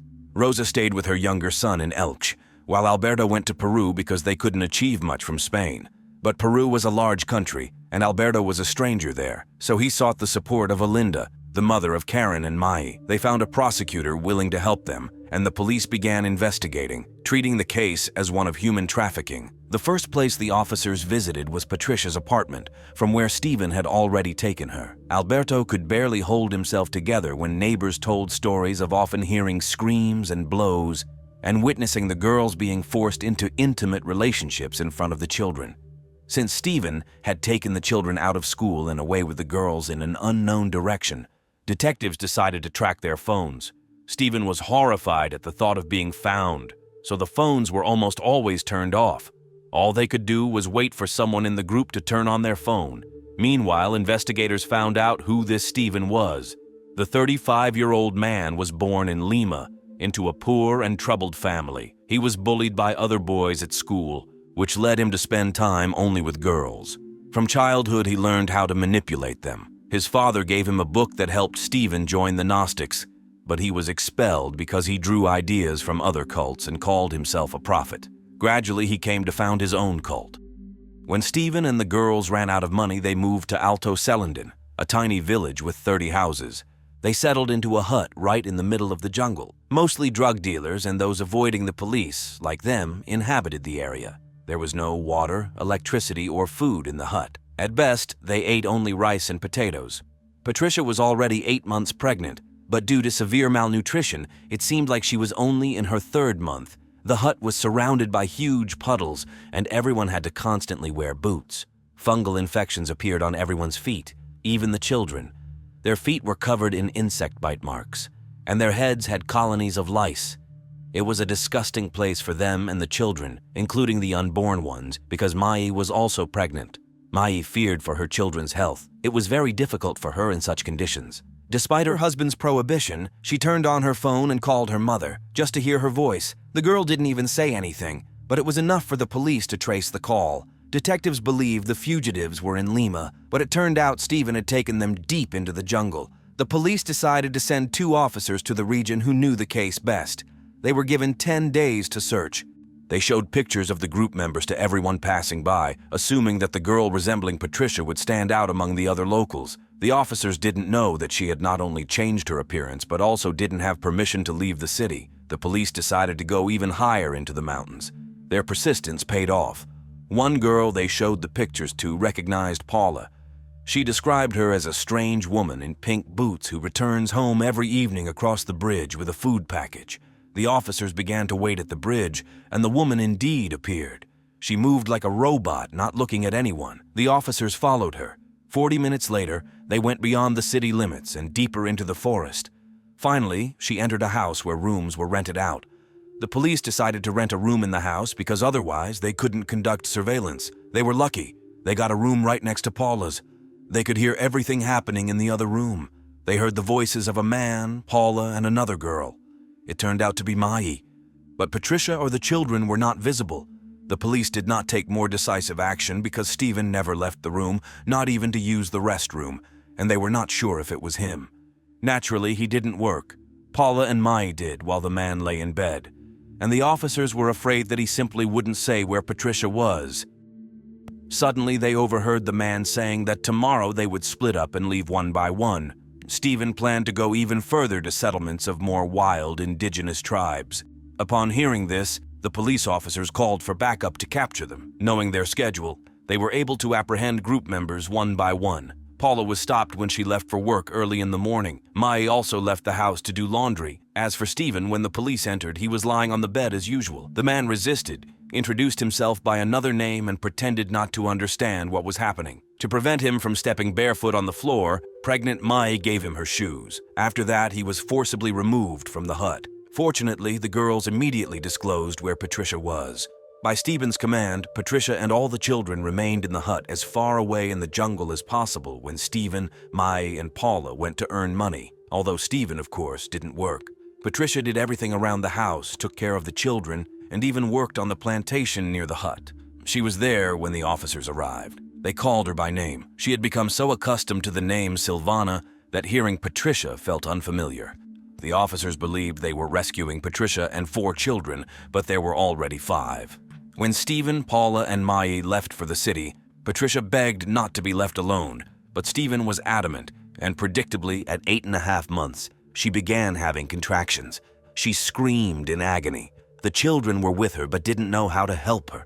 At the girl's screams, a neighbor came. She was the one who assisted in the delivery. Patricia admits that she never thought she would give birth in the jungle at 19. The girl was extremely thin, looked exhausted when they rescued her, but even then she continued to think only about Stephen and the things he instilled in her. Meanwhile, Stephen was interrogated at the police station. An interesting fact emerged during the investigation. He was left alone with two colleagues briefly, and when they returned, one officer had already fallen under his influence. She claimed that Stephen was a prophet and they should help him, not arrest him. Immediately after Patricia, Mai, and Paula were rescued, they were separated as recommended by psychologists. They received assistance as victims of cults, sects, and dependent groups. It took them a long time before they started feeling better. They seemed to be in a lethargic state, but eventually, they woke up. The Aguilar family says that now everything that happened is in the past. They started anew, without accusations, without questions, without doubts. Patricia is still undergoing therapy and lives in her hometown with her parents and daughter. She received education in social rehabilitation and works in an organization that helps people with disabilities. Stephen was sentenced to 20 years in prison for human trafficking, sexual and labor exploitation. Many wondered how Patricia's parents didn't notice the changes in their daughter. Patricia was always a good student, but after her beloved uncle left her life, she started failing. Strangely enough, Stephen motivated her to study better, so they noticed changes in their daughter and they liked them. They thought she was coming to her senses. At that time, she was dating a boy from school whom her father didn't like. Alberto was happy when she dumped him. She stopped dressing in black, bought bright clothes, smiled more often, and asked to have a party for her 18th birthday. But her parents couldn't have known that all this was Stephen's demands. There were signs to pay attention to, but you never think that someone from another distant country will infiltrate your home through the internet and take away a family member. Dedication, obedience, detachment from the family happens very slowly, insidiously. It's in the cult's interest for their followers not to have loving and caring people around them. Everyone thinks that nothing like this will ever happen to them, but in moments of weakness, anyone can become vulnerable. Patricia Aguilar experienced firsthand what it's like to be isolated by a cult, taken out of her native country and taken away from her family. With her story, she wants to protect others from falling into the subtle mechanisms used by these false prophets. This case could have gone unnoticed by many, but became known thanks to Patricia's parents, who in their struggle to locate their daughter, managed to grab the attention of the media in different countries and share this story. At 9 a.m. on Monday, October 31st, 2002, the owner of the trading company, Steve Canavan, opened the door of the warehouse located in the small town of Huyton, near Liverpool, United Kingdom, intending to start the work week. However, upon entering the warehouse, he immediately noticed bloody shoe prints. Following the tracks into a utility room, he discovered the body of a man on the floor. Steve realized there was nothing he could do to help. Blood was everywhere, and the deceased's face was disfigured beyond recognition. Officers called by Steve noticed a large gunshot hole in the warehouse ceiling. Comparing this with the appearance of the deceased and the mark on the back of his head, they concluded that he had been shot in the face with a shotgun. The head injury was so severe that identification was impossible. However, documents in the victim's pockets revealed the name Gerald or Jed Gilbert. Company owner Steve Canavan explained that 46-year-old Jed worked for him as a sales manager. He was his best employee, a talented salesman who would be irreplaceable. Jed's abilities allowed him to earn well and buy a wonderful Victorian-style house. Success, however, did not go to his head. He was a very pleasant, kind, and of course, sociable person, which was natural for such a job. Steve had no idea why someone would shoot Jed. However, there was a safe on the premises, embedded in the floor. The mat covering the safe was shifted, but it did not seem like someone was looking for keys or attempting to break in. Did Jed come to work during a robbery? An inventory of all items in the warehouse was needed to ensure nothing was missing. However, a more careful examination of the crime scene suggested another scenario. There were no signs of a break-in or forced entry into the warehouse. And when the forensic expert moved the body, 2 bloodied latex fragments were found underneath, likely from a glove. It seemed the killer was trying to create the appearance of a robbery to hide the fact that he came here with the sole purpose of killing Jed Gilbert. Jed arrived at work where the perpetrator lay in wait. When the man opened the door, the killer entered behind him. But why would someone want to kill an ordinary sales manager? Detectives decided to ask this question to his ex-wife, who had just arrived at the crime scene. Jed Gilbert and Ann Huxley met at a nightclub when he was 41 and she was 32. At first glance, they had nothing in common. Ann was born and raised in Kensington, not a very prestigious area of Liverpool where working-class people reside. She had been divorced twice and was raising a daughter and a son. Jed, on the other hand, lived a lavish lifestyle and had never been tied down by marriage. However, they shared an entrepreneurial spirit, both willing to work hard to secure a better life for themselves. Ann managed a network of small businesses, including coffee shops popular among the police, who enjoyed stopping by for a cup of coffee. Ann and Jed immediately liked each other and started dating. The man's family, his sister and mother, didn't approve of the girl, but the lovers paid no attention to it. A year later, Ann moved in with Jed, and in 1998 they got married. Unfortunately, in 2002, after just 4 years of marriage, they divorced. But they continued to live in the same house, under the same roof, just in different rooms. Apparently, their feelings had not cooled, and after some time, the former spouses reconciled and even wanted to remarry. But the day before, on Sunday, the man urgently left for work because he needed to resolve an issue with urgent delivery or something similar and did not return home. After Ann called all relatives, friends, and neighbors all night, she came to his workplace in the morning. Ann went into hysterics upon hearing that Jed had been killed. When she calmed down a bit, the detectives asked if she knew the reason someone might want to harm Jed. They were sure she would say no, but to their surprise, Ann answered yes. Jed was into gambling, a regular at the casino, but unfortunately he was not a very lucky player. He had accumulated debts, and Ann feared that it would end with them losing their home. That's why, she claimed, she divorced him so that he couldn't dispose of it on his own. However, her husband still found a way to get the money. He embezzled £11,000 from the company he worked for. This meant that the police needed to have a more serious conversation with his boss, Steve Canavan. But that wasn't all. Ann revealed that after the divorce, she was seeing a man named Paul Gunning. Her new boyfriend didn't like that she and her ex-husband were still living under the same roof. Eventually, Ann got fed up, broke up with the man, but he wouldn't let go. In the end, she had to take extreme measures. She asked a friend to intimidate Paul Gunning to make him leave her alone. Thanks to Ann, the investigation gained a whole new set of leads. Perhaps Jed owed a significant amount of money to dangerous people, or was there a conflict with the employer due to embezzlement from the company? Finally, could it be a jealous lover deciding to eliminate a rival? While the police were exploring the most likely scenarios, the autopsy report arrived. The forensic expert determined the cause of Jed Gilbert's death, and it turned out to be completely different from what the detectives had expected. Although someone had clearly fired into the ceiling, there were no signs that the man had been shot. The cause of death was blunt force trauma to the head, and the brutality and force of the beating were simply unimaginable. Every bone in the victim's skull was broken, and there was a hole above the left eyebrow. The blows were clearly not inflicted with the butt of a shotgun, and when the police completed an inventory of what was in the warehouse, they found that only a fire extinguisher was missing. So the killer beat the man with a fire extinguisher and took him away from the crime scene. But who could display such cruelty? Jed's ex-wife believed that due to his gambling addiction, he had earned many dangerous enemies. The police investigated the casinos he frequented but couldn't find any significant leads. They failed to establish a connection with casino owners or debt collectors. Moreover, wouldn't Jed be more valuable alive if they wanted him to repay his debts? On the other hand, there was the man's boss, Steve Canavan, from whom Jed had stolen £11,000. However, the police faced another setback here. Steve denied that he would kill an employee over £11,000, especially an employee who brought him much larger profits. Steve even admitted that Jed was irreplaceable. Therefore, he simply demanded the stolen amount back and deducted the money from his salary. At the time of the murder, Jed had returned £5,000. Finally, Steve had a confirmed alibi, and detectives had to acknowledge that nothing pointed to the man's involvement. There was one more potential suspect mentioned by Ann Huxley, her ex-boyfriend, Paul Gunning. Ann thought it was possible that Paul Gunning might have wanted to get rid of Jed to take his place.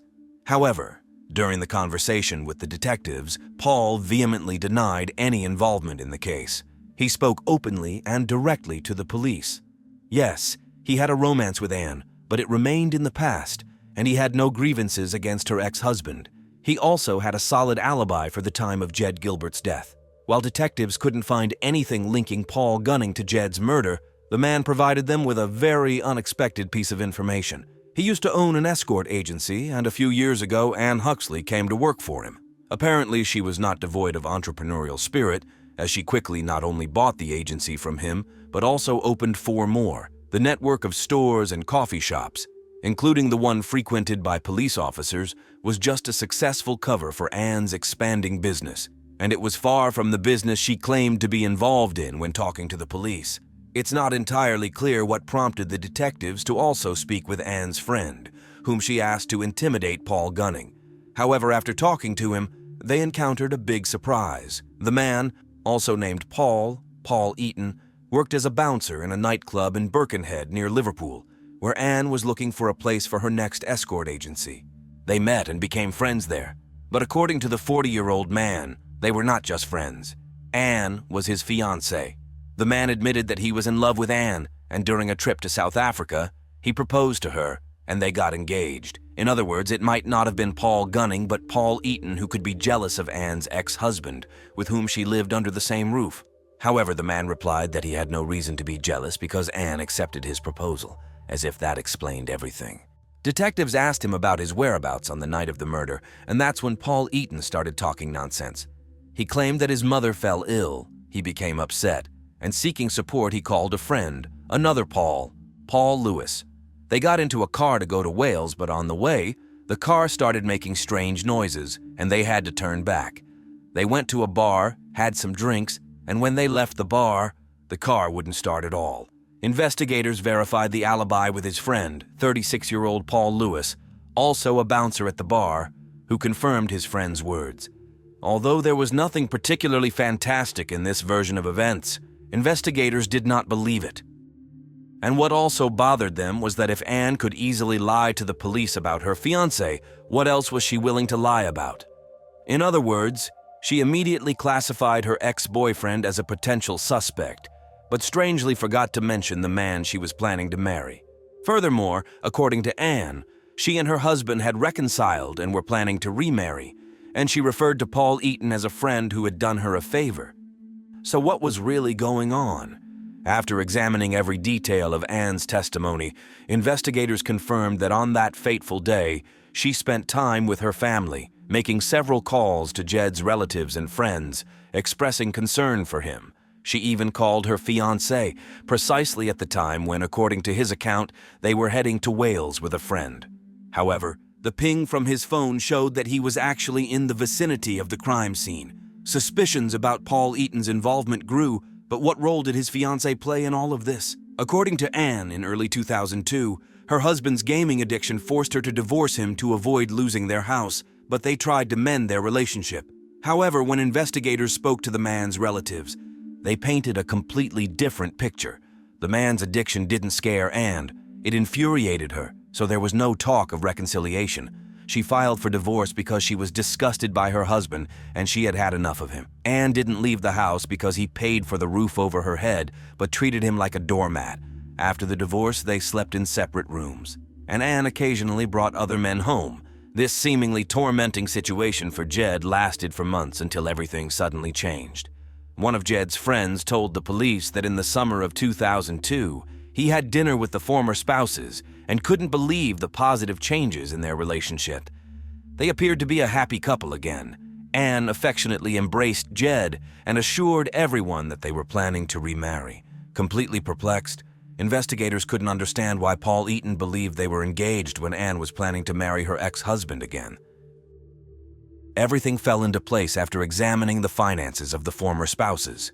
One August day, Ann walked into an insurance office and took out a £400,000 life insurance policy on both of them. In the event of the sudden death of one of the ex-spouses, the surviving one would receive £400,000. She then went to a lawyer with a will in which Jed left everything to her. 6 weeks later, he was killed. Ann Huxley increasingly appeared as a black widow who lured her ex-husband into a deadly trap to collect the insurance payout in the house. Meanwhile, evidence against Paul Eaton and Paul Lewis was accumulating like a snowball. The owner of the nightclub in Birkenhead, where both men worked as bouncers, revealed that on the night Jed was killed, the men came to the club carrying a fire extinguisher, Perhaps they thought no one would pay attention to two bouncers with a fire extinguisher. The adjacent building to the club belonged to a hot-dip galvanizing workshop, which housed acid containers. The police contacted the workshop and requested the containers to be drained. There, they found the fire extinguisher. It was damaged but not destroyed. Immediately after this, the results came in from examining the latex scraps found under Jed's body. They were indeed pieces of a glove, with Paul Lewis's DNA. It was minimal, but enough to prove that Paul Lewis was at the crime scene, wearing gloves, and must have been involved in the murder. So, after 2 months of investigation, the police had gathered enough evidence against Paul Eaton and Paul Lewis. However, detectives were convinced that Anne also played a role in her ex-husband's murder. She had already persuaded Paul Eaton to attack her boyfriend. What would stop her from orchestrating another assault, only this time to get rid of her husband and claim his property and insurance? The challenge remained in proving it because all the evidence collected so far was circumstantial. On December 16, 2002, 6 weeks after Jed's murder, Paul Eaton and Paul Lewis were arrested and brought in for questioning. Paul Eaton didn't resist for long and admitted that he was at the warehouse, but claimed he went there supposedly to warn Jed to stay away from his fiancée. However, Jed reacted aggressively, suddenly pulled out a shotgun and pointed it at Paul. With no other option, Paul had to defend himself. The men struggled. A shot was fired and the bullet hit the ceiling. Then, Paul Eaton reached for the fire extinguisher hanging on the wall and struck his opponent with it. After the commotion, his friend rushed in. Paul Lewis confirmed that he was waiting in the car outside when he heard a loud noise and ran inside. There, he saw the victim on the floor, and Paul Eaton beating him with the fire extinguisher. It was not entirely self-defense, since Paul Eaton came to the warehouse on his own, but he presented the situation as if it was a quarrel and claimed no guilt in the murder. However, this story did not explain why Paul Lewis ran to the warehouse in latex gloves and how they ended up torn under the victim's body. Both men also remained silent about Anne. Therefore, when she appeared at the police station the next day, she confidently told the same story as before. She claimed to be mourning her husband, and there was no reason to suspect her of the murder. Supposedly, Paul Eaton was so infatuated with her that he decided to commit murder, and she knew nothing about it. As for the insurance and the will, these documents were arranged in the interests of her children. If anything were to happen to her, they would be financially protected. The police had nothing to counter her argument. Fortunately, as it often happens, the killer cannot keep their crime a secret. A witness, to whom Paul Eaton confessed everything, came forward to the police. In reality, he entered the warehouse with a shotgun, intending to shoot Jed. However, at the last minute, he couldn't bring himself to commit the crime. Paul Eaton was a strong man, a bouncer at the club, but not a criminal, and he lacked the courage to kill someone face to face. Jed seized the weapon, and a struggle ensued. It's unclear how it would have ended, but Paul Lewis came to his friend's aid. He grabbed a fire extinguisher and began beating Jed. At some point, Paul Eaton might have taken control, although detectives believe that Paul Lewis was responsible for all the fatal blows to Jed. Leaving the lifeless man on the floor, the accomplices left. The witness stated that the accomplices did it for money, and promised the men £100,000 collectively for committing the crime. The witness's testimony not only provided the police with enough evidence to charge Paul Eaton and Paul Lewis, but also confirmed the police's suspicions that the mastermind behind it all was the Black Widow, Anne Haxley. As if that wasn't enough, another witness came forward, providing testimony against the accomplices. On that fateful evening, he agreed to give his friends a ride to the warehouse, thinking they needed to repossess a car due to unpaid debts. There was a van near the warehouse, and the witness assumed that the men would take it. This didn't surprise him at all, as they had previously performed similar tasks for insurance companies. According to his account, Paul Eaton and Paul Lewis asked him to park nearby and simply wait for a call. Interestingly, he parked right next to a mobile phone tower. After 20 minutes, they called and asked to pick them up. Only when they got into the car did the man realize that he had allowed himself to get involved in something unpleasant. The men were discussing an attack on someone, and he noticed blood on one of their shoes. There was enough evidence and witness testimony to charge both men with the murder of Jed and Anne with conspiracy to commit murder. The only thing the police didn't find was the shotgun the men disposed of. The trials began in April 2004. Since Paul Eaton was accused of delivering the fatal blows, he appeared before the judge first. Surprisingly, he shocked everyone by confessing to the murder. In England and Wales, this automatically leads to a life sentence. His decision sparked many debates and speculations. Some believed he got in too deep and would have been convicted anyway.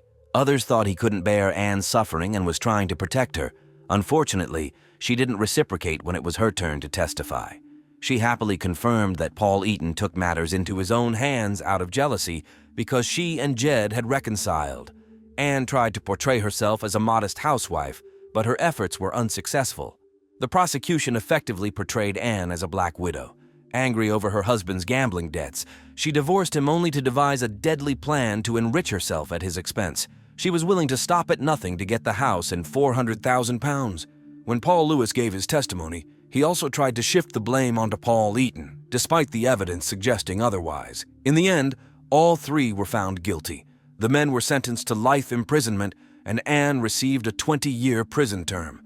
The men were given the opportunity to apply for parole in 2020, but their release was denied. From the very beginning, the murder of Jed Gilbert, a 46-year-old sales manager, resembled the script of a Hollywood movie more than an ordinary criminal case. Relentlessly following the trail of evidence, detectives ventured into the realm of gambling, love triangles, escort agencies, and finally apprehended murderers driven by the desire for quick gain. Passion, greed, jealousy, betrayal, the list could go on indefinitely. This case had it all. Such a case has never occurred with investigators from South Dakota.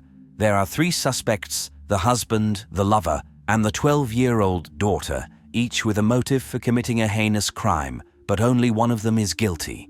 Will the detectives be able to uncover the truth, navigating through the depths of anonymous letters, spy devices, and false evidence amidst the ocean of passions that unfolded around what seemed to be an ordinary American family? On the morning of Wednesday, February 8, 2006, Wyoming resident Bonnie Burns was sitting by the phone, eagerly awaiting a call from her daughter, 41-year-old Tammy Rhea, who lived in Pierre, South Dakota. Every morning for many years, Tammy would call Bonnie without fail. The sudden silence from her daughter frightened Bonnie, so she decided to call herself. Tammy's home phone went unanswered, and her mobile phone redirected the call to voicemail.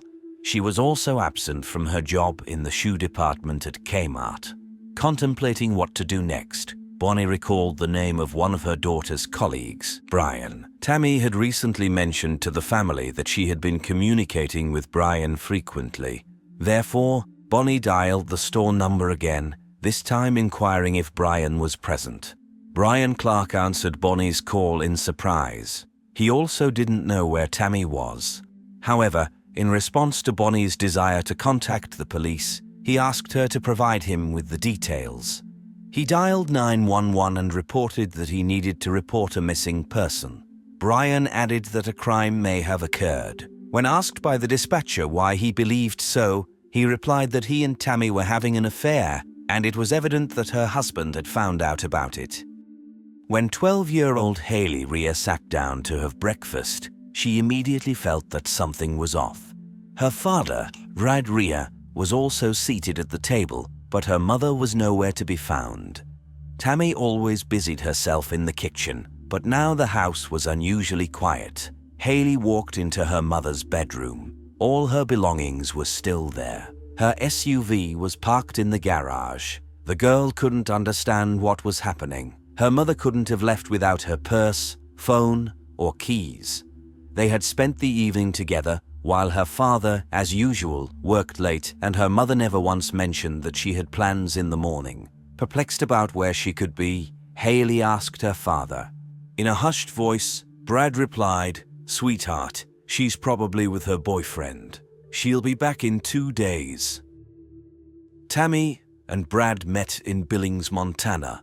The young couple started dating right away, and within a year, Tammy was expecting a child. It was her dream to get married and become a mother. Tammy took care of Haley and the household while Brad focused on his career. In 2004, Brad's hard work paid off when he was offered a promotion to assistant manager at Walmart, but it required the family to relocate to Pierre. Although it was the administrative center of South Dakota, The town had less than 14,000 residents and lacked any significant entertainment options. One notable attraction in Pierre was the dam and the adjacent lake, a popular spot for fishing and hunting. However, it provided a picturesque and peaceful setting for the family, so Brad accepted the offer. The move from a big city wasn't easy for the family, but after some time, life in the new place began to settle. Hay found a few sports clubs to join, and Tammy found work at a store where she met Brian Clark. Unlike her husband, who loved his wife but couldn't devote enough attention due to work, Brian was always there for her. The news of her mother having a boyfriend came as a thunderbolt out of the blue for Haley. Although her parents had informed her 2 weeks earlier that they had decided to get divorced, this news caught her completely off guard. Her parents had explained to her that her father had been working incredibly long hours, sometimes up to 100 hours a week, and it had taken a toll on their marriage. However, they had promised to stay together until the end of the school year so that the changes wouldn't affect Haley's education. And now, with her father announcing that her mother had a boyfriend, Haley didn't know what to think. After dropping his daughter off at school, Brad headed to work. As soon as he entered, 2 police officers approached him. When Brad heard that his wife had gone missing, he was shocked. He explained that he hadn't seen Tammy since the previous day. When he arrived home from work after 10 p.m., his daughter was already asleep and Tammy wasn't home. Around 1 a.m., Brad heard a car screech to a halt outside. He glanced out the window and saw Tammy park her black SUV, get into another car, and drive away with a man. Brad had recently discovered that his wife was seeing someone else and assumed it was his car. Succumbing to a sudden impulse, he got into Tammy's SUV and followed them, but soon his wife's car broke down and Brad had to pull over on the side of the road. A passing patrol officer stopped to assist Brad. By the time the car started again, he had lost sight of his wife, so he returned home and went to sleep. The next morning, she was still missing, and he assumed she had gone somewhere with the other man. The detectives listened attentively to Brad's account of the events from the previous night. The store manager, a man of small stature and meek appearance, didn't seem like a threatening individual, and his behavior didn't indicate any signs of lying. The police asked if Tammy could have already returned home, and Brad willingly agreed to accompany them. It was a trick. The officers had already been inside the house and one of them noticed something through the garage window that caught his attention. When Brad allowed them to search his home, one officer went inside while the other headed straight to the garage. There, he noticed a reddish-brown stain on Tammy's car door. As he approached, he saw blood dripping from the vehicle's threshold. There was too much of it, and when the police officer opened the door, he was nearly overwhelmed by the powerful smell of bleach. Everything indicated a crime, but the officers didn't want to alarm Brad, who could demand the search to stop at any moment. The police decided to employ another trick. They asked Brad to drive with them to the station to answer some questions. And while the owner was not at home, they would request an official search warrant. Simultaneously, during the questioning of Brad, the police spoke with Haley. The girl shared that her parents never argued and her father devoted every spare moment to the family. That's why the news of their divorce was such a surprise. Haley noticed that the impending divorce had also taken a toll on her father. He had been very moody in recent days, hardly eating anything, and he had called Tammy, pleading for her help in saving their marriage.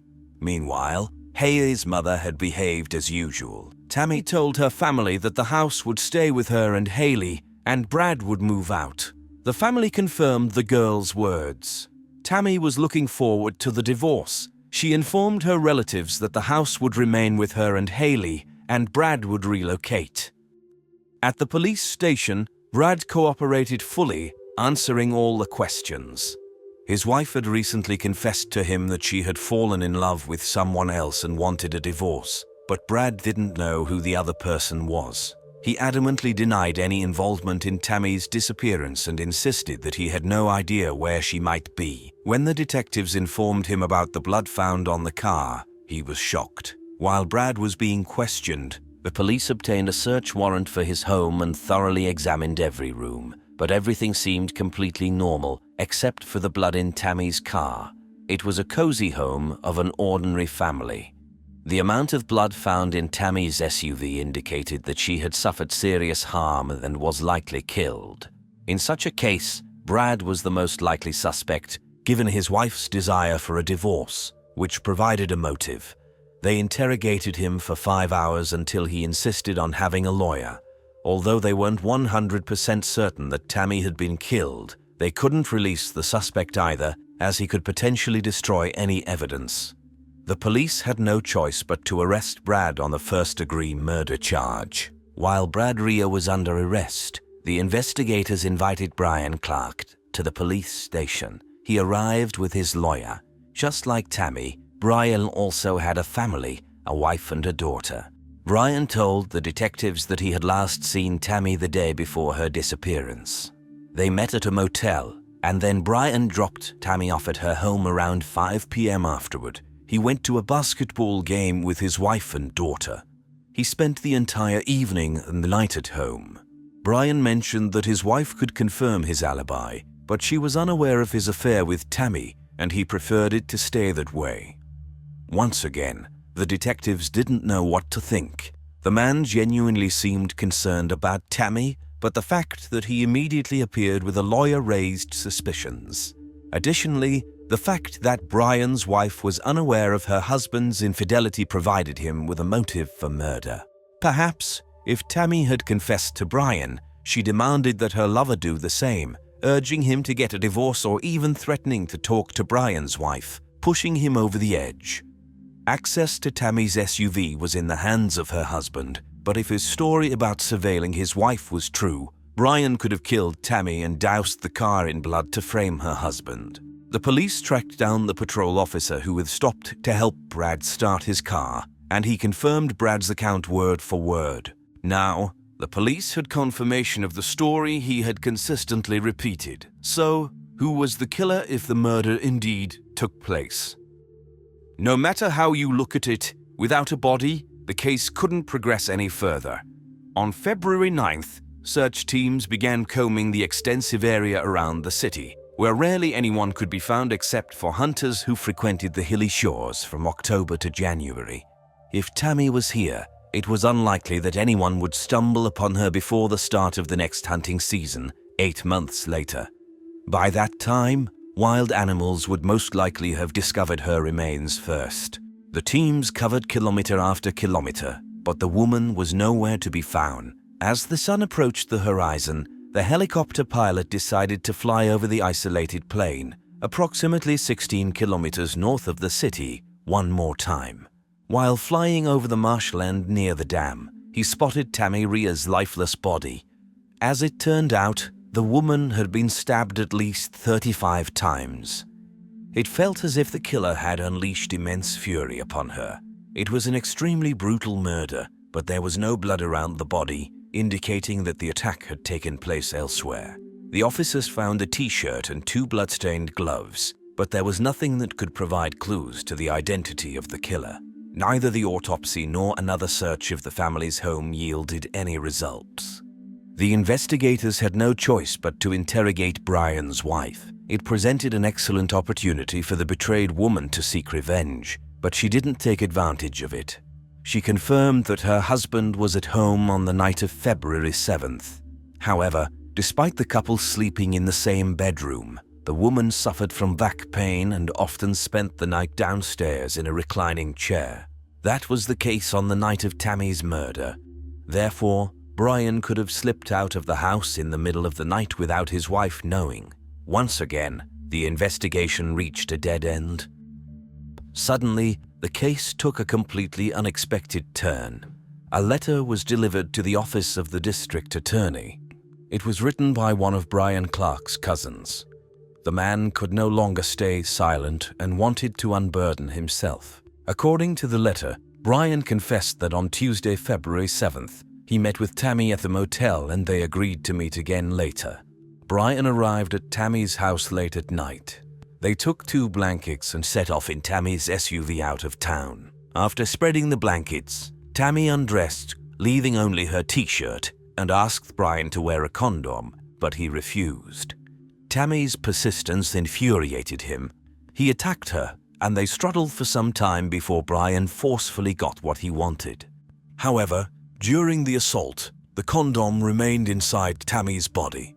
In a fit of rage, Brian grabbed a knife and attacked Tammy. After killing her, he wrapped her body in the blankets and placed it in the SUV. He then returned home and parked the car in the garage. Brian had to share everything with his brother, who helped him get rid of the evidence. Many of the facts listed in the letter were not known to the public. The anonymous author could only have learned them from the killer. But there was one hitch. The initial autopsy did not reveal any condom. To uncover the truth, another autopsy was conducted. Incredibly, upon re-examining the body, the pathologist discovered this crucial piece of evidence that had somehow been missed the first time. The discovery promised to provide the much-awaited clue that the investigators were hoping for. However, due to the time the condom had spent inside Tammy's body, the DNA sample could not be used for comparison. What seemed like a promising piece of evidence raised even more questions. Whoever wrote the letter undoubtedly knew all the information about the murder, but there was still no physical evidence proving that Brian was the killer. Now the investigators understood what Brad was talking about during his initial interrogation. Even when it was unknown whether Tammy was killed, he had said, "All this evidence points to me, but I hope there will be a body because there will be something that will exonerate me. Maybe DNA, something like that." Brad could only hope for such evidence if he himself planted it in an attempt to frame Brian.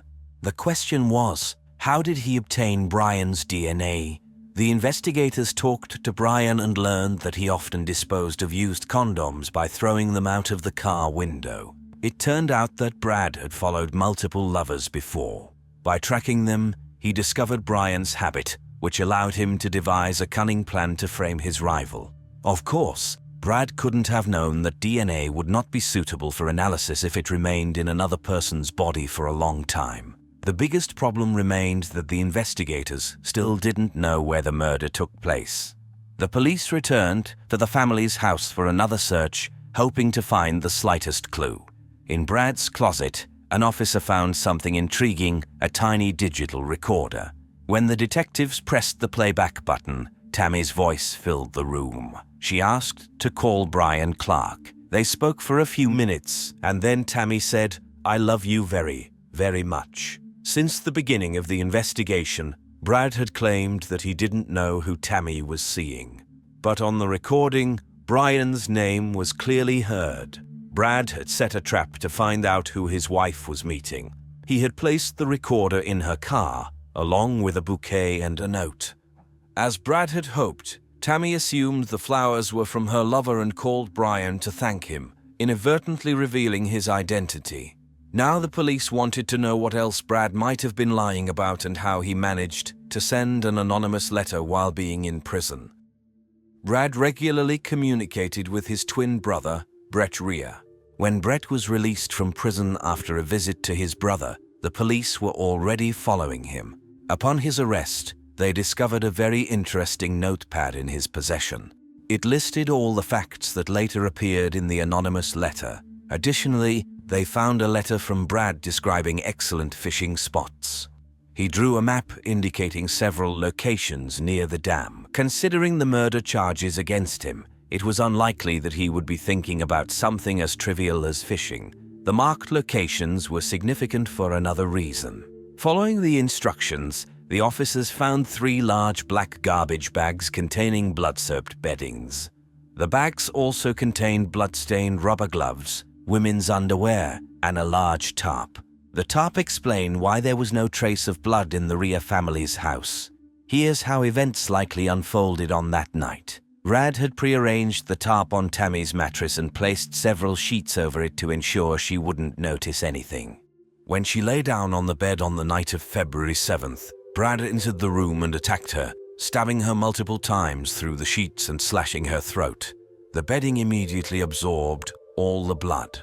Brad then carried Tammy's wrapped body, along with the sheets, to the garage, located right next to her bedroom. He placed her body in the car, planted the evidence, and loaded her body and the bags of bedding. As for Brad's story about breaking down on the road and interacting with the patrol officer, he was likely on the verge of getting caught. He was heading to Brian's house, intending to plant some evidence, confident that the condom would lead investigators to his rival. And when he realized that he wasn't discovered during the autopsy, he had to devise a plan involving the letter with a false confession and seek his brother's help to send it. The trial began in January 2007. Since the prosecutor did not seek the death penalty for Brad, in the event of a guilty verdict under South Dakota law, he would automatically receive a life sentence. The prosecutor expected the process to be brief and clear-cut, but Brad made the rare decision for a defendant to testify in his own defense. No one could have anticipated what he would say when he took the witness stand. Unable to hide the lie any longer, Brad felt that he had to confess everything. It was not him who killed Tammy, but his now 13-year-old daughter, Haley. Problems started after Haley was informed that her parents were getting divorced. She was furious because her parents didn't want to reconcile and spent whole days in a saddened state. On the night of February 7th, Brad returned late from work, and his wife and daughter were already asleep. He also went to bed but was awakened by the cat around midnight. Brad heard some noise coming from Tammy's room and went to check what was happening. To his horror, he saw Haley standing over her mother's body. She was covered in blood and holding a knife. There was blood coming from her nose, indicating that Tammy must have fought back. Brad shouted, asking Haley what she had done, but she stood motionless and didn't respond. Brad attempted to help his wife but realized it was futile. His daughter continued to stand there, showing no emotions. It was only then that Brad realized she was asleep. In panic, he took the girl back to her room and wiped off all the blood. He then tried to clean the crime scene. He put the clothes in the washing machine and took his wife to the car. To protect his daughter, he decided to frame a man whom Tammy had seen. When Haley woke up the next day, she behaved completely normally, and Brad realized that she didn't remember anything that had happened. Initially, he wanted to escape to Mexico with his daughter, but he was arrested before he could do so. Brad explained that his daughter always had behavioral problems and had even stabbed her stuffed toys when she was a little child. He admitted that he had broken the law and deserved punishment, but only for trying to protect his child. The prosecutor was pleased that Brad provided testimony because attempting to accuse his daughter would have enraged the jury members. In reality, the evidence indicated that the wounds on Tammy's body could not have been inflicted by a 12-year-old girl, even considering that she was a fairly strong volleyball player. During the cross-examination, the defendant couldn't explain facts that had already been reliably established. Moreover, Brad's twin brother had already confessed to everything. It took the jury 3 hours to deliver a guilty verdict. Nevertheless, Brad Rea insists on his story.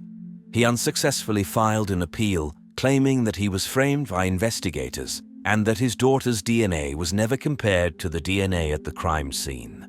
The most terrifying part is that if a condom with Brian Clark's DNA had been found during the initial autopsy, this case could have ended completely differently.